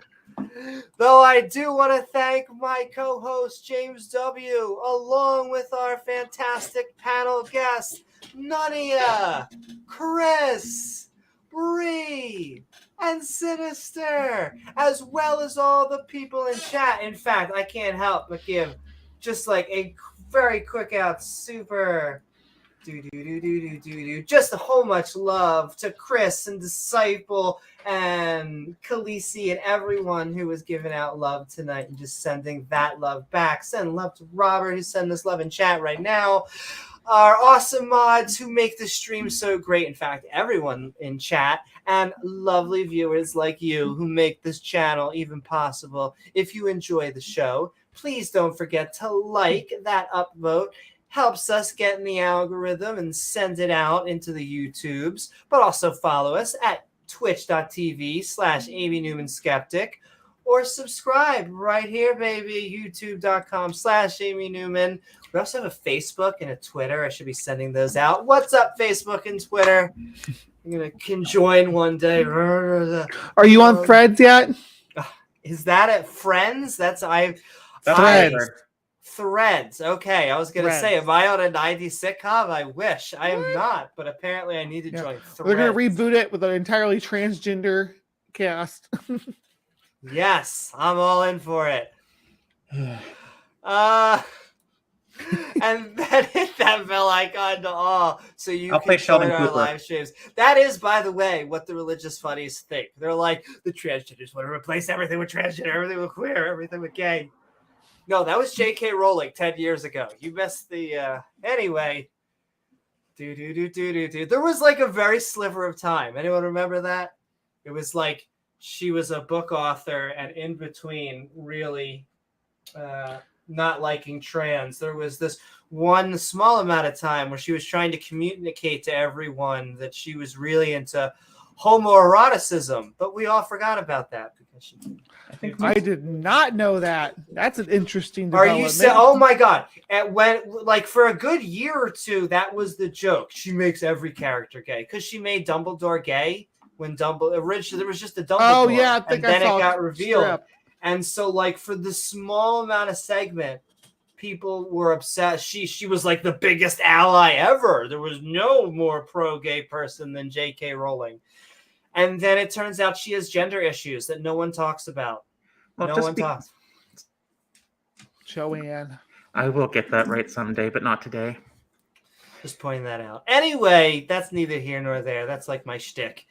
Hit the bell icon. It allows you, because if you just subscribe, it's like, hey, you like it, but do you really like it? Maybe this is just your grandma's knitting channel that you did out of like niceties. How dare you not follow your grandma's knitting channel? Anyway, you can see our premieres or join our live streams by hitting that bell to all. Or hey, why not leave a comment once the video is done? I'm not even going to go that inflammatory because this person is working on themselves as a human being. We are, aren't we all, though? Aren't we all? Anyway, you could also be better tomorrow than you were yesterday. Exactly. Brigham Young said that. Oh, he said something really? like that. It Well, wasn't his exact quote. I thought Brigham Young was like, he got them. It's Brigham Young University, and he made them big time and all this stuff. And I thought he was a little bit more intellectual than, you know, Mr. Searstones. It turns out he's a horrible racist and all sorts of other fun things. Yeah, but... Anyway, Yeah, but you probably never had to go through a phase where you're wondering, after going through all the things Brigham Young said, did he say anything that wasn't just, like, absolutely insane? There has to be something that was sane. I promise you. We're going to find it. Once again, we are talking about religion. After the show, the skeptical... Should they make a porn version of his life called, where they call it Brigham Hung? I'm pretty sure because of Rule 34, it's out there. And the answer is yes. Of course they should. After the show. It seems intuitive, right? Yes, exactly. Listen, I think we need to have more religious leaders really just going at each other, mostly 69ing. Yeah. I will say this podcast tries to fit in as much blasphemy. So if you were trying to pay for blasphemy, I like to think that you get all of your money in. Do you think Chris should show this interaction to the people at his church, his congregation, about us, so that they know what the dangers of the transgender movement look like? This is what deprived abominations. In fact, without with him gone and with James gone, Well, this is a transgender abomination run podcast right now. I am probably going to seek out his church if I can remember its name. Something in Texas. Because, first of all, I thought you said BBS, which was like, hey, I remember those in the 90s. BDS something. But it was So- BDS, Oh, not close. BBS. Bible. BBS, of course. It has to be S. BBS. B as in boy, B as in boy, S as in single. But I have a feeling he's going to be someone like Young Pharaoh, who I would just like do a reaction stream mocking just because what he says is so crazy. Well, this isn't, but what Young Pharaoh says I find just to be so bizarre. Is that a streamer? There's Young Pharaoh and then there's Old Pharaoh. Young- Old Pharaoh's my father. I don't know how to describe Young Pharaoh other than the fact that he was hilariously disinvited from CPAC for being too anti-Semitic. Oh, the cat wants out. This is also a priority. Hold on. She is the queen here. We have Penelope. Cat wants out. Cat wants out. Cat wants in. We're having a cat. Fucking as I think My interest in him is sorry, go ahead, Reid. I've lost my I was gonna say, chairs. is, There goes both my chairs. I was gonna say here's I'll drink one to Chris too for staying here and being. I and Porpoise, don't think I was admonishing you. We need somebody to come hard at the person when we're having them on the stream too. And we need that sentence more often. We need as I'm- many people to come as hard as possible. Yes, come hard. He was just listen. It's like I said when I did it. I'm not like I'm probably unless I change jobs, not going back on a YouTube channel. And if I do it, it's probably going to be more scripted stuff about computer science. See, Disciple says we're always invited to his church. There are more open-minded churches. It depends on the church. I used to burn right into flames. I don't think I do anymore. Yeah, Lo- okay. Well, I gained one of my chairs back. I gained both of my chairs back. How's that possible? Oh, Loki Fur, as someone who is broadly a technologist, even though we don't normally use that word, I find Young Pharaoh hilarious when he goes on about technology because he does not know anything about it, but he thinks he does. so he's a creationist. I honestly don't know. He has some ideas that are absolutely crazy, but I'm No, not it's not saying aliens, but it's not Otangelo level DNA as a code because he oh can't god, doesn't understand that to be a computer code or the way he's trying to use it, it has to be Turing complete, which he could prove if he wanted to, if he knew how. But it's like transhumanism is the new transgender, even though transhumanism and transgenderism are not the same thing. oh my god, that is literally attack of the root word. They just all trans. We're just gonna lump together. But it would also get him. It would also make me feel guilty after a while going after people like that. So. Nonetheless, I thought it was a great impromptu debate. That is what the audience wants, ladies and gentlemen. I saw a fantastic turnout, fantastic people in chat. But we are also having the after show in the Skeptic and Ranting Discord server, the link of which I will find and send. Oh, and if I may plug myself, I put my link to my itch.io where the games I have are, if you want to check them out. The one I Is linked it to. in your private chat? Let's go find it. Give me 1 second. It was in the stream chat Okay, recently? a couple while ago, and I'm working on one called Fools I Will Destroy You All, but that's just a text adventure game because I wanted to. I found it. Woo! And all right, go check out Sinister Porpoise's link. Go check out everyone. Go check out Mark Reed Atheism, Atheist Jr. Go check out so many fantastic people. The Flavor,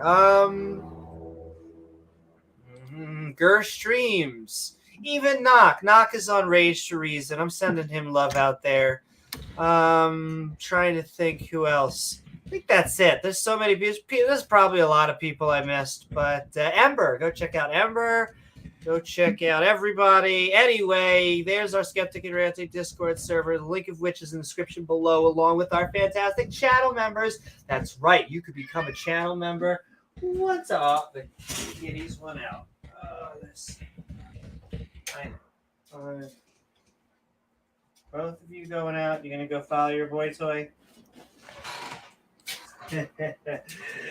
And so, what was I type? Now I completely forget. Description, channel members. That's right. You can hit that join button and get our evolving badge system that with your loyalty, it just grows with time, gets more technologically evolved, advanced. I love my new bangs. Look at that. I'll be doing that all day now. I like it. I'm a bang person myself. I understand. I didn't even mean to do that. I like the pink hair in general. Yes. Digging it. Yeah, this is fresh. Brand new. But yeah, I was telling you he's gonna make you pull your wig off. I'm like, I don't think Amy wears a wig. I was gonna say, I know. I fought hard. The comedian in the back of my head was like, ball joke, ball joke, ball joke. And it was like, don't do that. You're in the middle of like, if it was like a roasting back and forth, or like a comedy off, or like he was like if he was being a dick, and he in real life or something, I might have done something. But I was like, just let it go. Be a little bit self-deprecating. Because it is what it is. I hope that he, just like he hopes that we come to Jesus, I sincerely hope that he walks away from Jesus and religion, from God in general. I really do. And I mean that not as like, ha ha ha ha. I mean, I think that your life will be better. But the best way to help us out is by checking out our Patreon at patreon.com/Amy Newman. I am Amy Newman.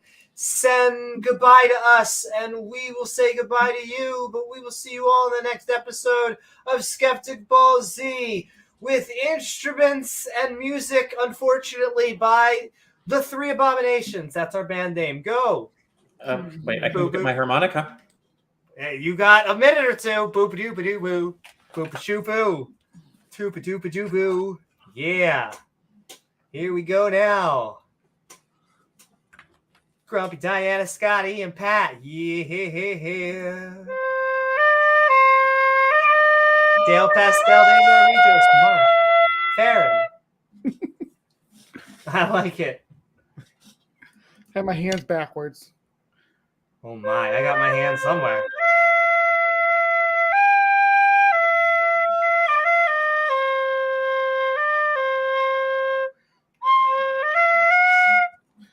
Somebody said harmonica, though.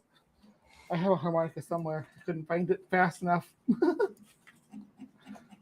So I went with the whistle.